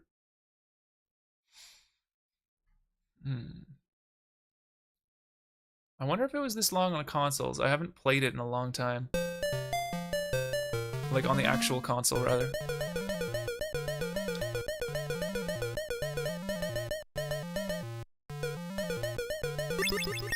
So one thing you'll notice right away is the ColecoVision has fewer like colors per sprite that it allows. So they've done a lot of smart tricks, like using transparency. Oh, come on. I forgot how quick that thing falls. Using transparency for a lot of objects to give them an extra color, like the barrels. Mario has a few transparent pieces that seem to occur, especially when he's climbing.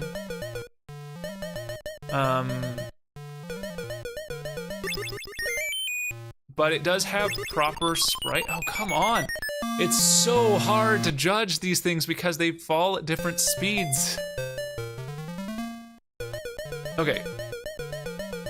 So, and they also cut a lot of animation, obviously, to save space. But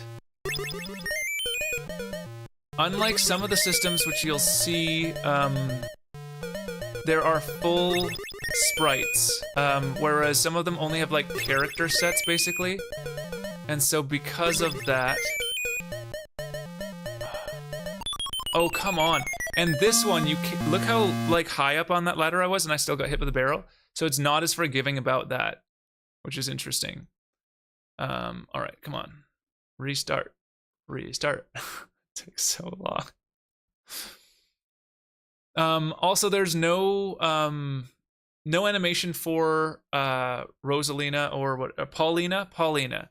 There's no animation for Paulina at all. in this game, unlike the other one where she would kind of do a little dance and then say help. This one I don't think has any. And Donkey Kong, I think he doesn't have. Does he have any animation, or is it just beating his chest and then that's it? Man, this is taking so long. Come on. Restart. Maybe I should just hit the restart button again. Do I have to set a specific key for that? Or no, I don't think so.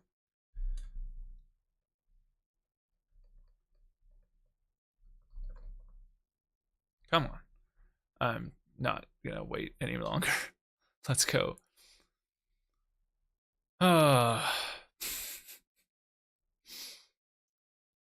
Come on.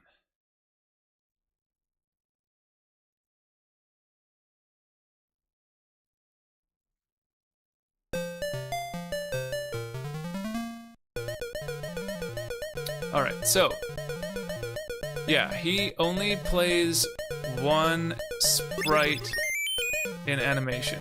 He leans to the side and then leans to the other side. Picks up a barrel and then pushes it.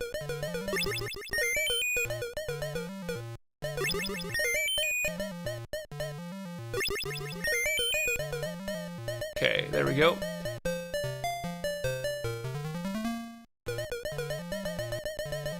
Oh, man.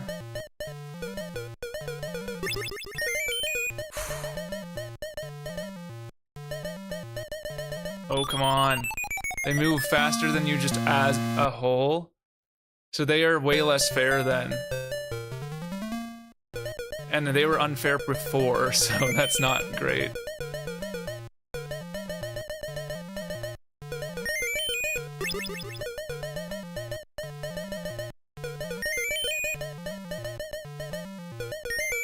Okay.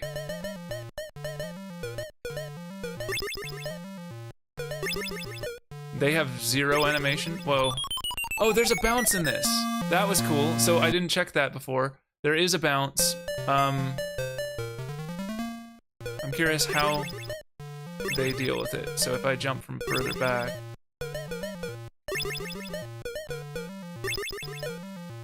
No.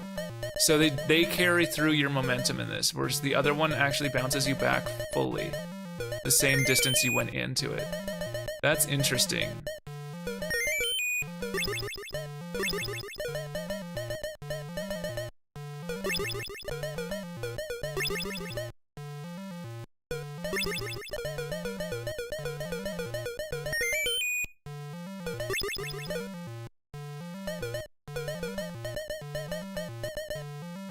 It's actually way harder because there's still a lot of enemies on the screen. In fact, I would say too many for the size of the screen.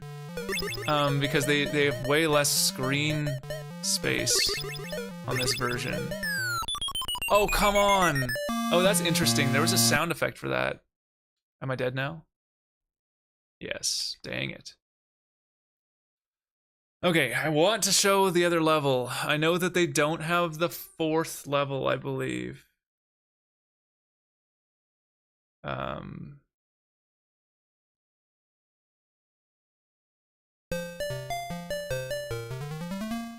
But yeah. Okay, sorry. I was just double checking. Yes, there is only 3 levels in this version. But I need to see that 3rd one. Or we did, didn't we, actually? We did see all of them. Okay. Oh, come on. This one is... So compared to the other one, this is actually way less fair for a number of reasons. Even though it's shorter, which should make it easier, because the barrels fall more slowly down ladders, but still fall faster than you can move. It puts you in a position where you cannot, where like this specific setup right here makes it so that there's basically, you have to wait for a gap in his release of a barrel, because if you don't, there's just no way to get around that. You can't, there's not enough space between where the drop happens and where the ladder ends to actually, wow. there's not enough space between where the drop of the edge of that girder is and where the ladder ends to be able to actually watch for and anticipate whether or not they take one or the other, because they fall so fast, like way faster than they do in the actual game. Whereas in this version, they fall like almost immediately. In the other one, there's like a little bit of time. Okay, come on, we can do this. Sweet. So we just moved from 1 to 4 and then immediately into 3. Oh, come on, I hit the jump button. That is BS. I wanted to see a couple of things on this level. Ugh. Okay, well, we're gonna try again. But that was pretty good. And so we can see all 3 of them. And that third one is definitely better representative of the actual one. But I think that's because the ladders are less long, and that's how they got away with it. Excuse me. Whereas on this one, you can't really shrink these ladders much more than they already did to get that extra girder in there. They could have done a lesser slope, actually, on some of these, like they did with the top one. There's a large flat section, right? They could have gone with a slightly lesser slope. Ugh, gotta wait. See, those drop immediately. They have like 1 frame. And you move so slowly on the stupid ladders. So, although there's no pressure on this one other than the timer, which is also, I think, a much shorter timer, which I'm sure they balanced around the fact that it's a shorter level, because I'm pretty sure that the other one has like 4,600 seconds or something like that, whereas this one only had like less than 4,000, or 46,000 points. This one only had 4,000, or less than 4,000. But, so the time pressure's higher, there's no fire to push you, and the blue barrels are just basically our fire thing, so that's why there's no blue barrels either. But that makes a big difference, mostly in that, like, the timer becomes a bigger part of the balance than in the other versions. Yeah, and the grabbing the hammer in this is also a lot less precise. It doesn't always grab it as easily. Okay. It came up at the exact wrong time. The fire in this is more fair, I think, except for the fact that their movement is so much faster than it should be. Ooh, okay. The fire going up that ladder at that time made that very sketch.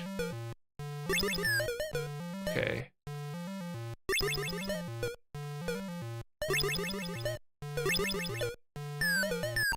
Oh, come on! I could make that one gap, but it wouldn't let me. So the other weird thing is the way that the fall works in this is there's like some momentum to it.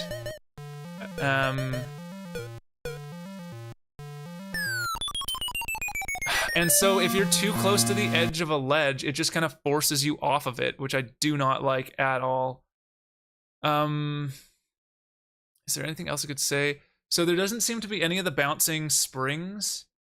Let's see if it mentions that in this thing that I'm looking at. Yeah, there's no of the bouncing, they call them a jack, but there's none of those bouncing things. So the coloration's a bit off, but Mario's sprite is nearly identical. Donkey Kong's sprite has some differences. It's a little bit more simplified. The barrels are obviously quite simplified, but they do have some animation to them. The hammer has like a look that it has when it's sitting there, which is the 2 color, actually it's 3 tones. But then in motion, it's only 1 tone and then a transparency. The fire doesn't flicker, but at least it's there, but it doesn't actually spawn fire. There's only 1 type of fire in the game, whereas in the real game, oh, hold on a second here. I'm gonna die by standing here, but that's all right. Just getting a message.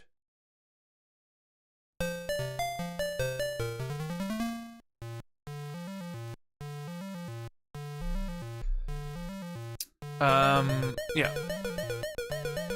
But, so, some things are really good, like Mario's pretty much perfect. There's a few things slightly off about it, but it's not far. The fact that there's music constantly playing is pretty good. It's not identical, but it's not super far off the arcade sound. It's louder, but that's possibly just the, like, it even has, like, those kind of things. And they're not perfect, but they're pretty good. They do have a wall jump, which I didn't realize that they exist in all of them. What else?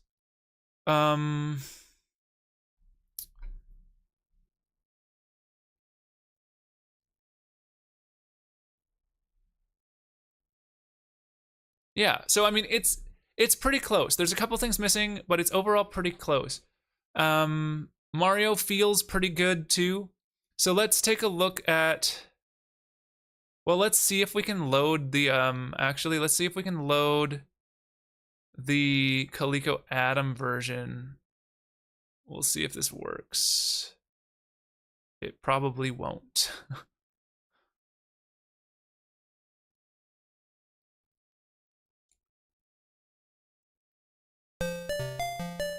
I think this is just the same one.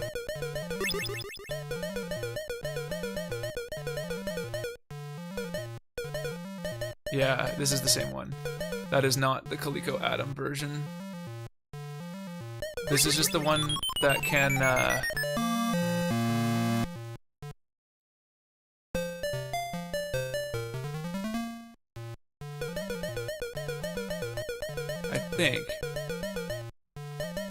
I don't think this is the Atom one. Well, let's play a little bit further and we'll make sure.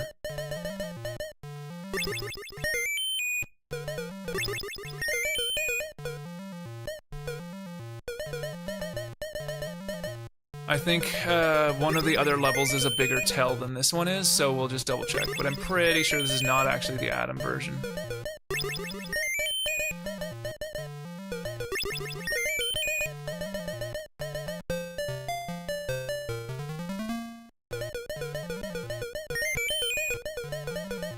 Yeah, no. Alright.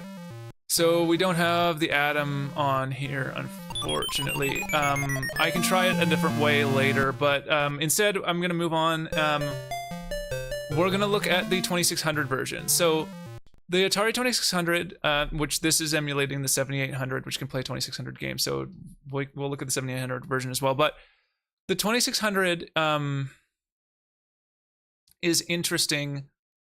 It was one of the first Gen 2 consoles, so this is going to be the biggest difference visually, and where I really this is where I really have an argument for the fact that there were really two console generations during this generation. First of all, Atari made two full consoles in the generation. They made the 2600 and the 5200, and they did the 5200 specifically to compete with the Intellivision and ColecoVision, which are in what I would consider another generation. But the earlier consoles, which today I will only be showing the 2600 for, but in a future video I want to show kind of why I believe that there are two generations here. You'll see a pretty big difference in terms of the visual fidelity of these two games. So you may think about like how much of a step down in graphics is the arcade version was to the ColecoVision version. We're about to get that same amount, if not more, below as a full drop again in terms of graphic capabilities. So let's check this out. Here is the Atari 2600 version. There is no music, first of all. There is some sound effects. It's very basic. Mario has like 3 frames of walk animation and a single frame of jump animation. It looks really stupid because his body like shrinks, his head stays the same size. There is a sound effect for jumping over the barrels. There's only one hammer. It plays no music when you get it, but it does work. He has 2 colors and transparency layer. Donkey Kong himself only has 1 color, but we do get a relatively detailed Paulina. We do get a relatively detailed Paulina, which is interesting. All right, so then we have this, but this doesn't have a visual marker for the little handles anymore. It only shows whether or not they're there or not. And they only run across the same plane, as far as I know. So this becomes way easier. It's now a timing game, instead of a game of, like, whatever, like, yeah, it's now a timing game instead of like a game of strategy. Basically,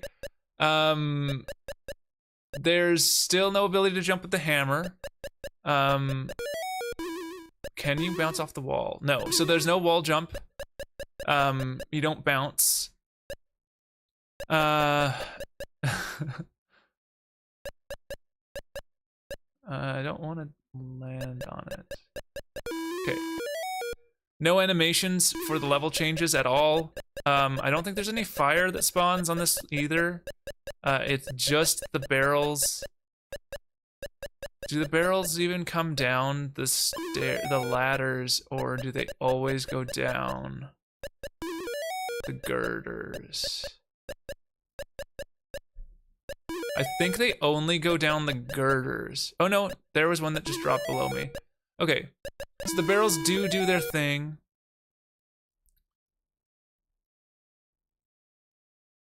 There's only 2 levels, I think. I think we only have these 2 levels, and this version of this level is like terrible by comparison. Okay, so there's no air control still. But there's also not really like an arc to Mario's jump. Oh, I'm just gonna test down here because this is empty space. So Mario just jumps to his full height and then falls at a certain point, and it's just up or down. There's no arc at all. It's up, slide, and then down. Because of that, it's really hard to tell how the momentum is carrying. Okay. There's no wall jump because there's no momentum. It's just like, I think it's just frames of animation where it's just kind of pushing it at a certain rate. Donkey Kong is kind of beating his chest a bit. Does he do it when I'm stopped, or is it purely based on Mario's position? It seems to be only based on Mario's position. As I'm moving up that ladder, moving up and down that ladder, he's moving. So if I move across the screen, he does nothing. And if I move up and...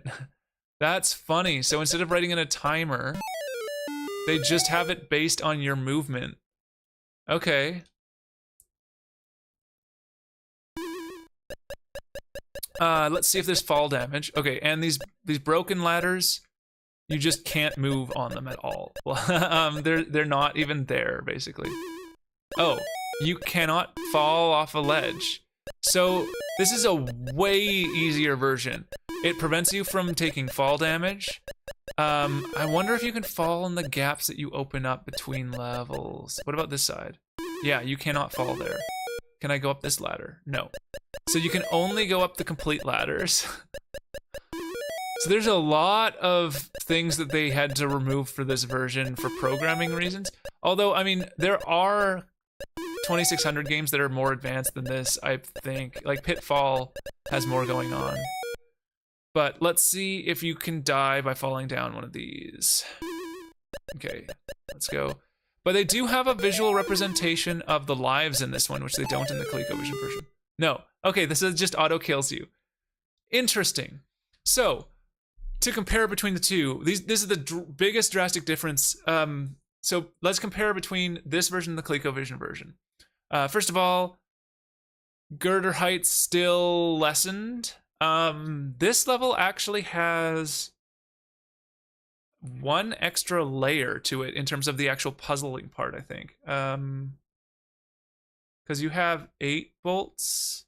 They call them bolts, so 8 bolts, whereas the ColecoVision version had 6 bolts. Okay, so that's a difference. There's fewer hammers.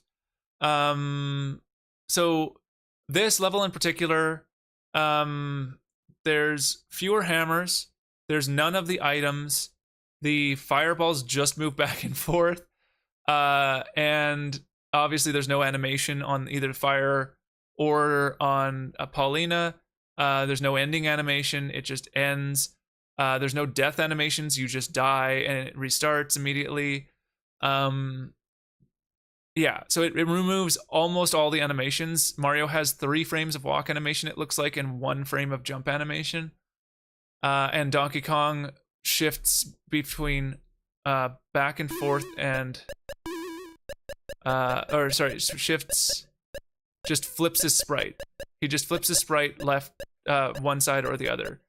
The barrels have seemingly, what is that, like 3 frames of animation? Is there an in-between, or is it just 2 frames of animation? There's just an in-between and an up. I can't tell. But very, very limited by comparison. You can't move up and down the dead ladders. You can only move up and down the full ladders. No fire, no timer. Oh yeah, there's no timer. There is a visual representation for lives, which I feel is probably easier actually than writing in numbers, which is an interesting subtle difference. Yeah, there is a couple sound effects. There's no music. So very, very simplistic compared to the other version. Very far from the arcade version. So this feels like a different console generation. I don't know if you can tell that, but it very much feels different. So now let's look at the one that's kind of between these two. So Intellivision was released a few years after so I think the 2600 was released in 78 and the Intellivision was released in like 80 in 80 I think, and then the ColecoVision was like in 82, something like that.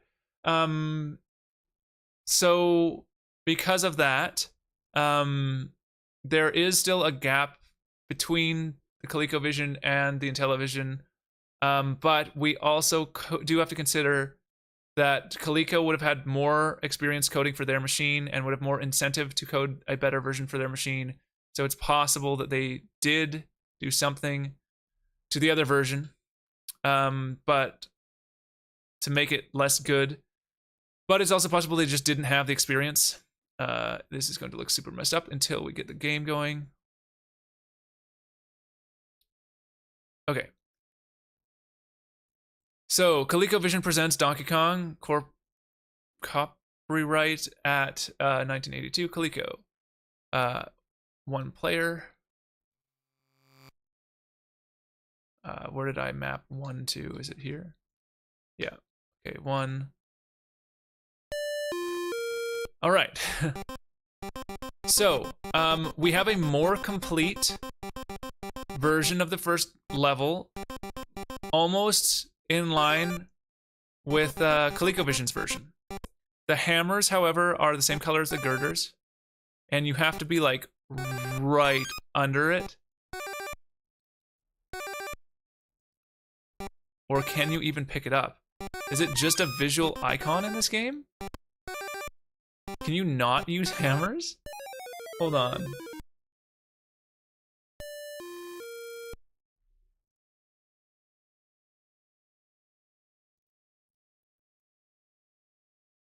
I don't know if you can use hammers.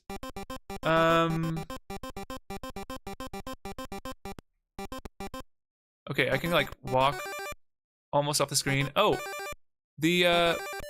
hold on. The pushback does exist, which is interesting. I can walk off the screen.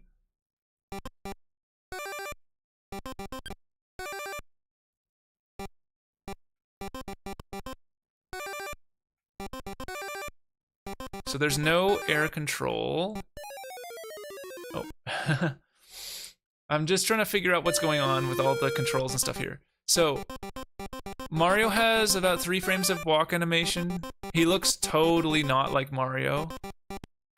They just like did not do the detailing on his head, but they gave him a smaller sprite so that they could get more information on screen. You can see that the amount of pixels on screen is significantly lower than what they have on the ColecoVision version. So it seems like their compromise in this one was to, instead of keeping the same sprite sizes, they decided to instead get more of a realistic map layout. Can I go up here? Okay, so I can go up the half beam. There's no fire.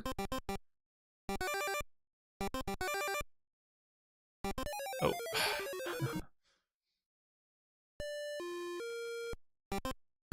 I like the font. I don't know if the font is like special to this game or if it's a normal Intellivision thing. I haven't really played my Intellivision systems much. But, all right. Let's go up the ladder. And there's definitely like no way to pick this thing up. Ooh. I wonder if I can pick up the other hammer or not. Let's try. It really doesn't look like I can pick up this one.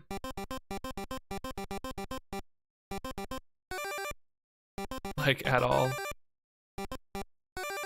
There's just no way. Okay. Okay. The jump is way floatier in this. Like, you move really, really slow. Do I die if I fall? I do. Okay. And it has the little, like, dust cloud. Okay. So they added that in. So in some ways, it's a lot more faithful of an adaptation than the 2600 version. Including, like, the way that the wall bounce works.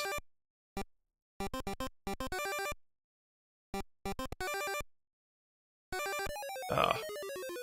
Dang it. And there's a sort of a death animation, it looks like. There's at least a frame of death animation. I'm trying to figure out if it does the thing where it carries the momentum.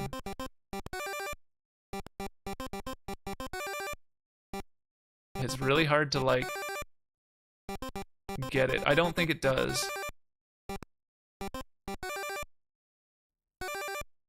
Oh. No, I think it just puts you back at the same point every time.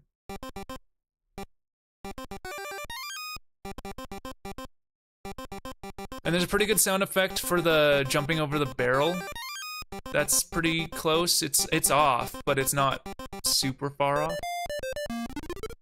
Oh, and it plays the thing, and there's a different sound effect for this. There's no music.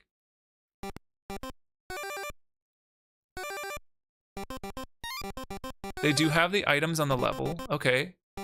There's not the full complement of them, but they're there. This is the same size as the ColecoVision version of this level. The fireballs actually work properly, although they don't, oh. And you have the fall there as well. It's a proper fall, okay.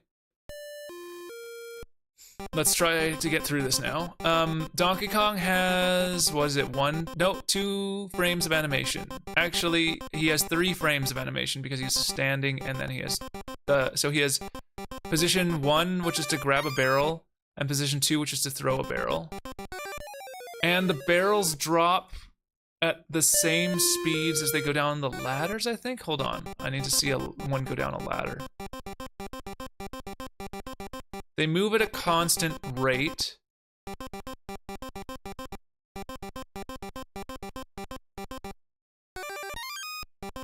I think they just move at a constant rate, which is fine. That's better than the 2600 version, in my opinion. Okay. So they move at a constant rate. The hammers are there to taunt you. They don't actually work, as far as I can tell.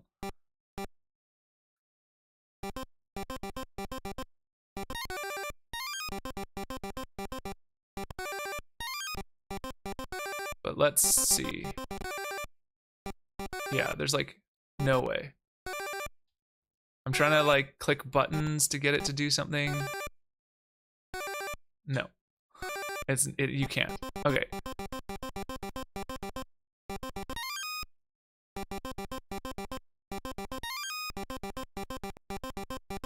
Alright, let's see what happens when we finish the level. It plays the sound, but doesn't play the animation. Alright. Is there the other no, I think there's only the 2 scenes as well. No fireballs on this level, and so there's no blue barrel. But at least you can do this. I'm curious how... Okay, if I'm only partially up the ladder, I can still get hit. And that's much lower down than on the original version as well.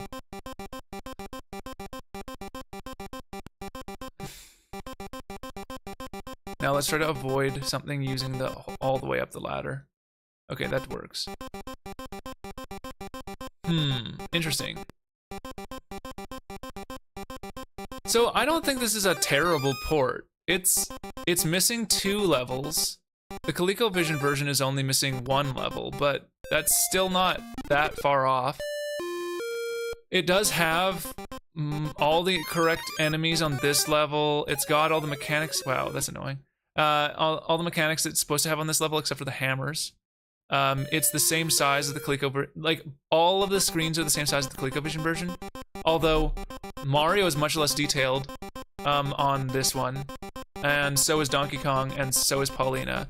So I think that those are just things like that are limitations of the system. Although I would like to see, I think that there's a fan like version of this. I don't think I have it. No. Where they tried to make a more accurate version, I think. But I don't think it's that bad. So the jump is a lot floatier, especially than the 2600 version, which feels really fast. There is a proper arc to the jump. It's not like the 2600 version where you just jump up and then you're at a certain height. You actually have an arc. The barrels are 2 frames of animation, it looks like, and it's 1 color. Mario is 2 colors, and he's the most detailed thing on the screen, which makes sense. The oil has no fire in this at all, instead of having like a sprite of fire, which they did in the 2600 version. Overall, this isn't terrible. Obviously, the ColecoVision version 1 is better. I do think that it's mostly because their console just is stronger. Actually, so I want to talk about that a little bit more. So because Intellivision was so, or Mattel was so angry about this version being so much inferior to the ColecoVision version, which I do think is partially just because that is how these consoles are. And partially it's because they just didn't have as much experience coding for it, but I think it's also like it just is how these are. I think, well, yeah, so basically Intellivision made an Intellivision 2, which is just the same. It is just an Intellivision, basically. There's some minor changes, but one of those changes is that it makes it impossible to play this game.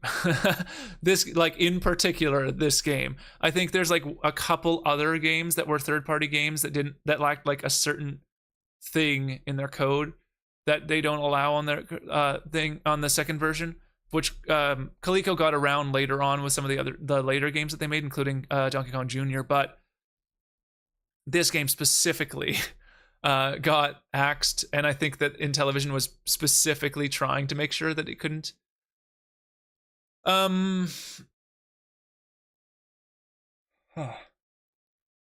Excuse me.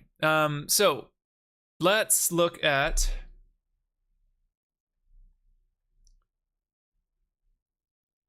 Well, I don't want to jump into the other ones because they're so much further ahead. Like the 7800 is the next generation from the ColecoVision, and so is the NES.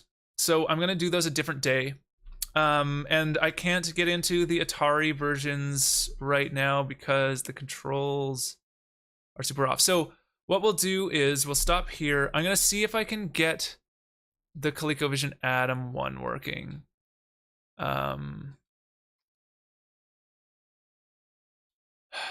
I don't think I will be able to get the Coleco Atom working, but we'll see. So I don't think I have. I think I'm missing the Atom's BIOS or something because I think what I need to do is load.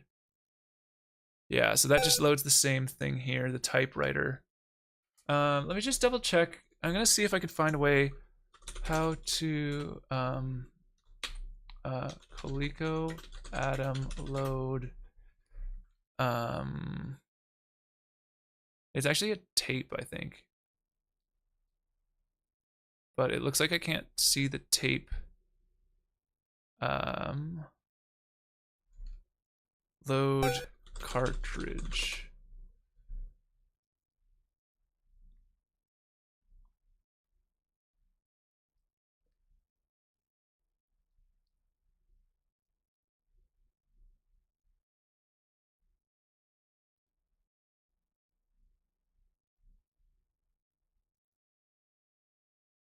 Pull the reset switch.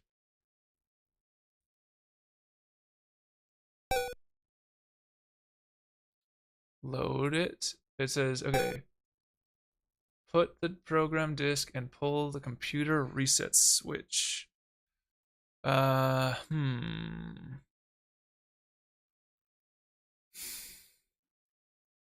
left, down, up. Fire 1, 2. Start 3, 4, 5, 6, 7, 8, 9, 10. Okay. Purple triangle, blue triangle. No. Okay. No, it doesn't seem to work. Oh,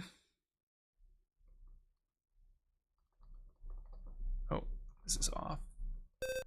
So these work. Trying to see if I can find the reset switch on a keyboard. Okay, that's that.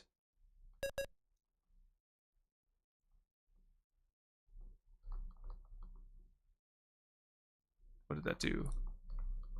That seems to have frozen something. I'm wondering, maybe I've loaded? Hold on.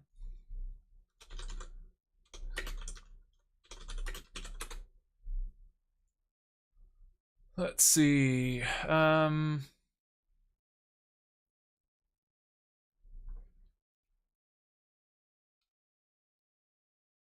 load that. Oh god.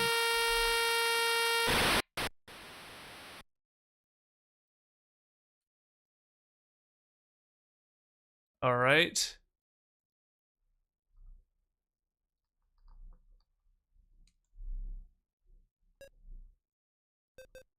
Nope.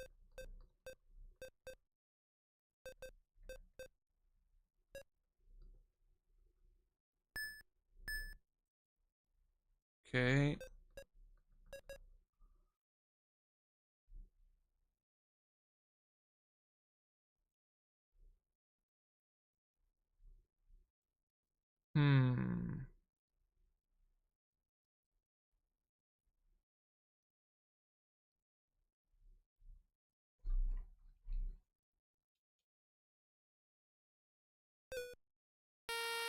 Okay.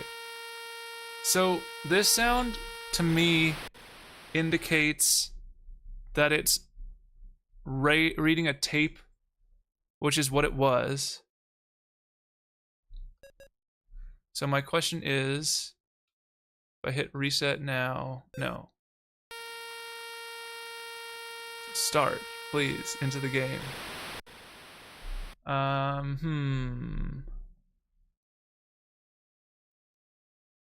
Tape disk write doesn't work, but I can't see anything that says it shouldn't read.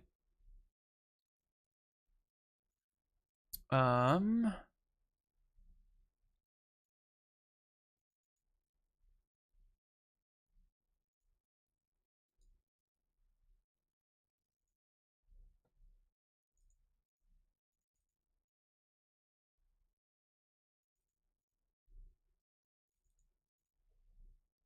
okay, so I don't know if I can load a tape, which is what that is supposed to be.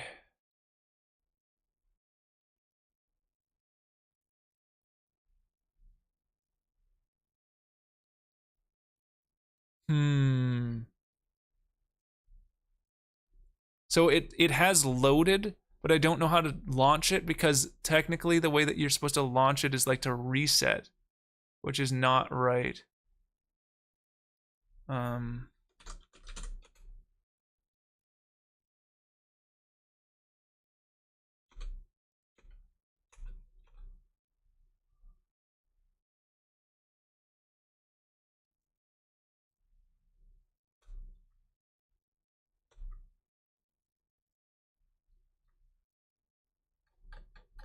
hmm.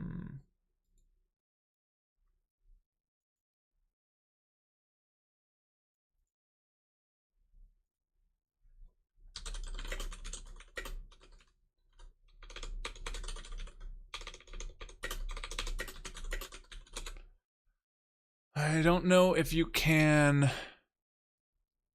Yeah, I not be able to do it.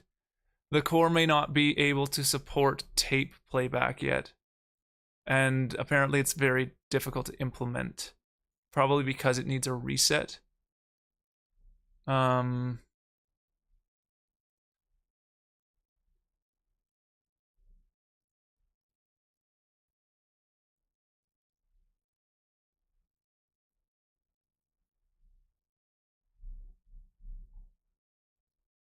hmm.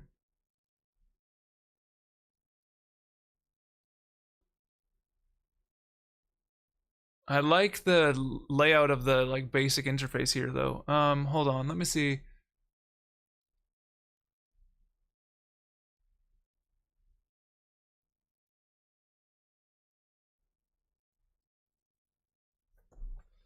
So it has the load slots for the things, but it seems to not work. So the question is, how would you do it?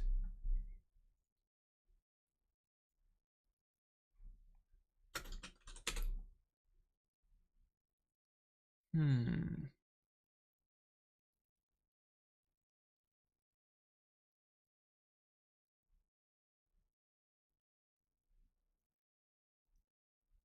This might be a whole journey.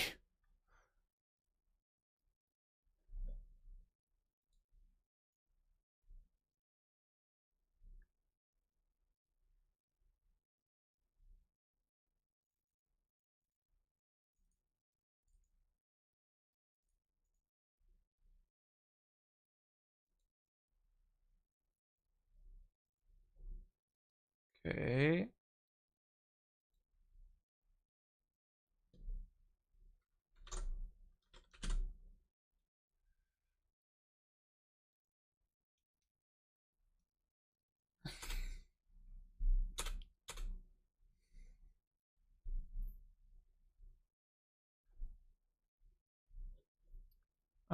It says it might work.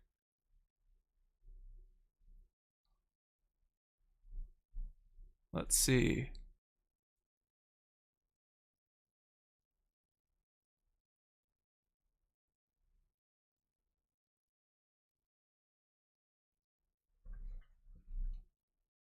Um,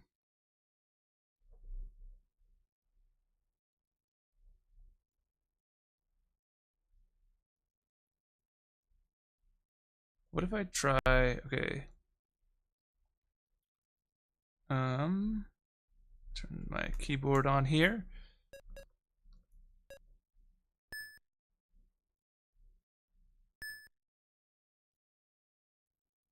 Hmm.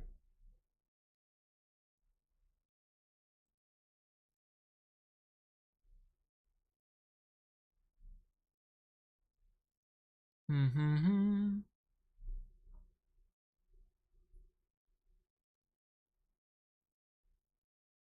Does it need the...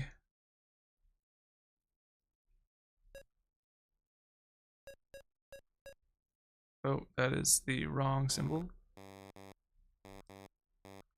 Oh. That backspace doesn't seem to work correctly. All right. Um,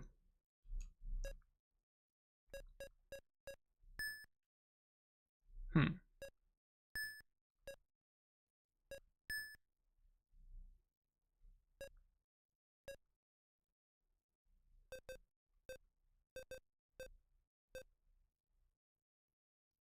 Does shift not work? Hmm.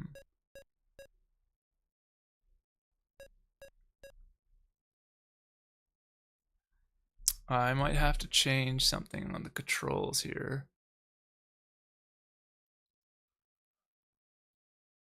Uh-huh.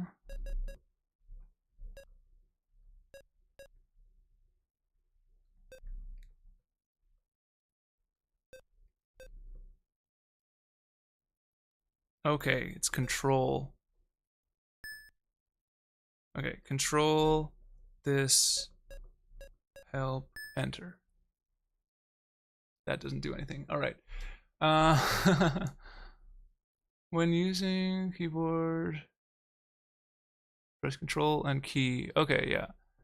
It also performs a special function.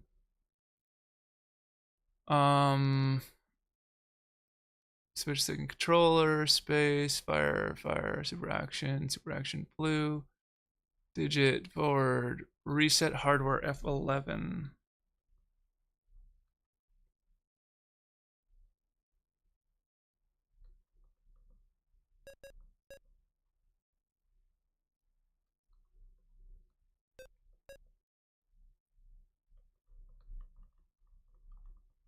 Hmm.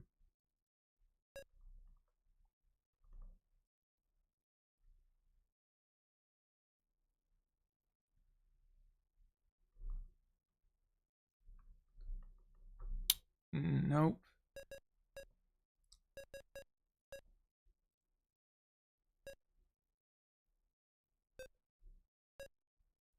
I have somehow switched.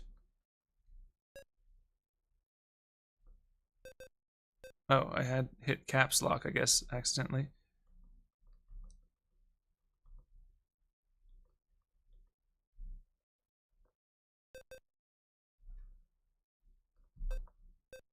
Hmm.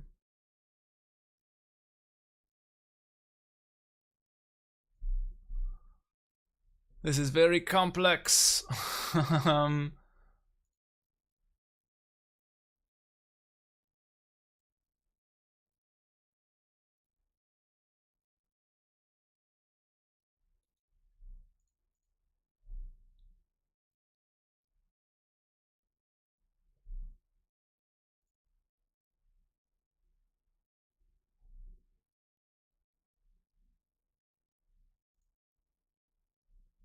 I gotta look at the original manuals and see if there's like something I'm missing here. This is like really complicated. Okay, set up everything you need. Plug it in. Do the whole dealy. Plug in the power. Plug in your Coleco if you have that version. Excuse me.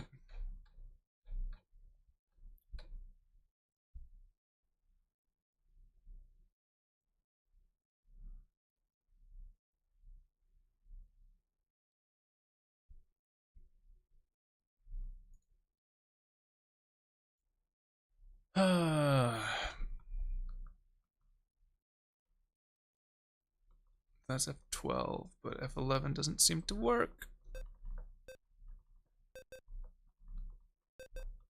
Which is what the reset's supposed to be.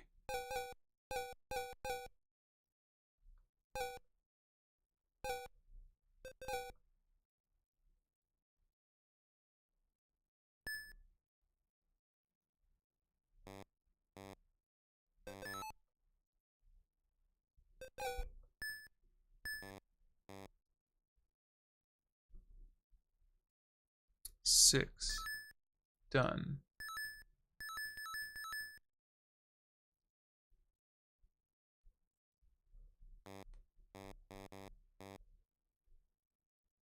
Um, 5, 6, done. Margin, screen options. What is screen options? White, green. Okay, interesting. Done. Highlight.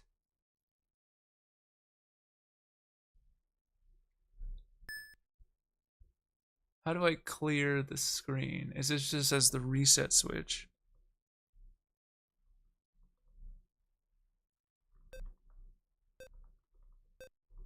But I cannot do that.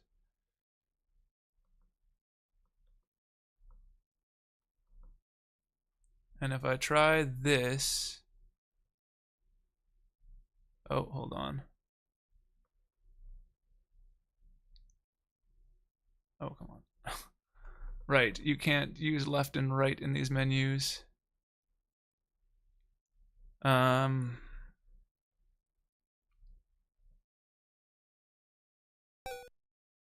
Actually, let's put it into console mode. See if I can launch this that way.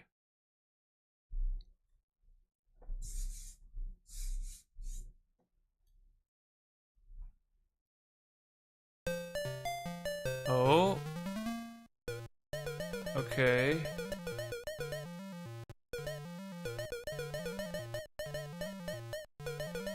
Is this the same though? This might be the same one as earlier. You're supposed to throw blue barrels in the right one.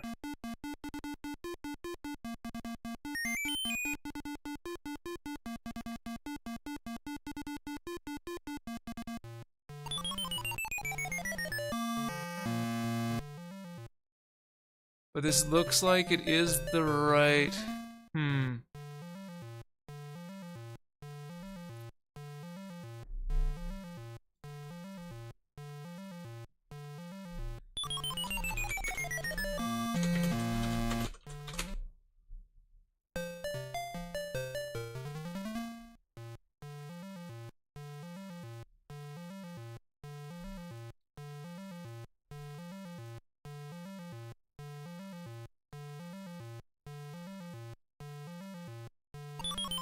Yeah, I think it should look quite different from this.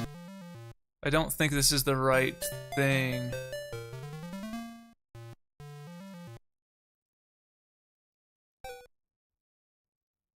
No. No. Yeah. Okay.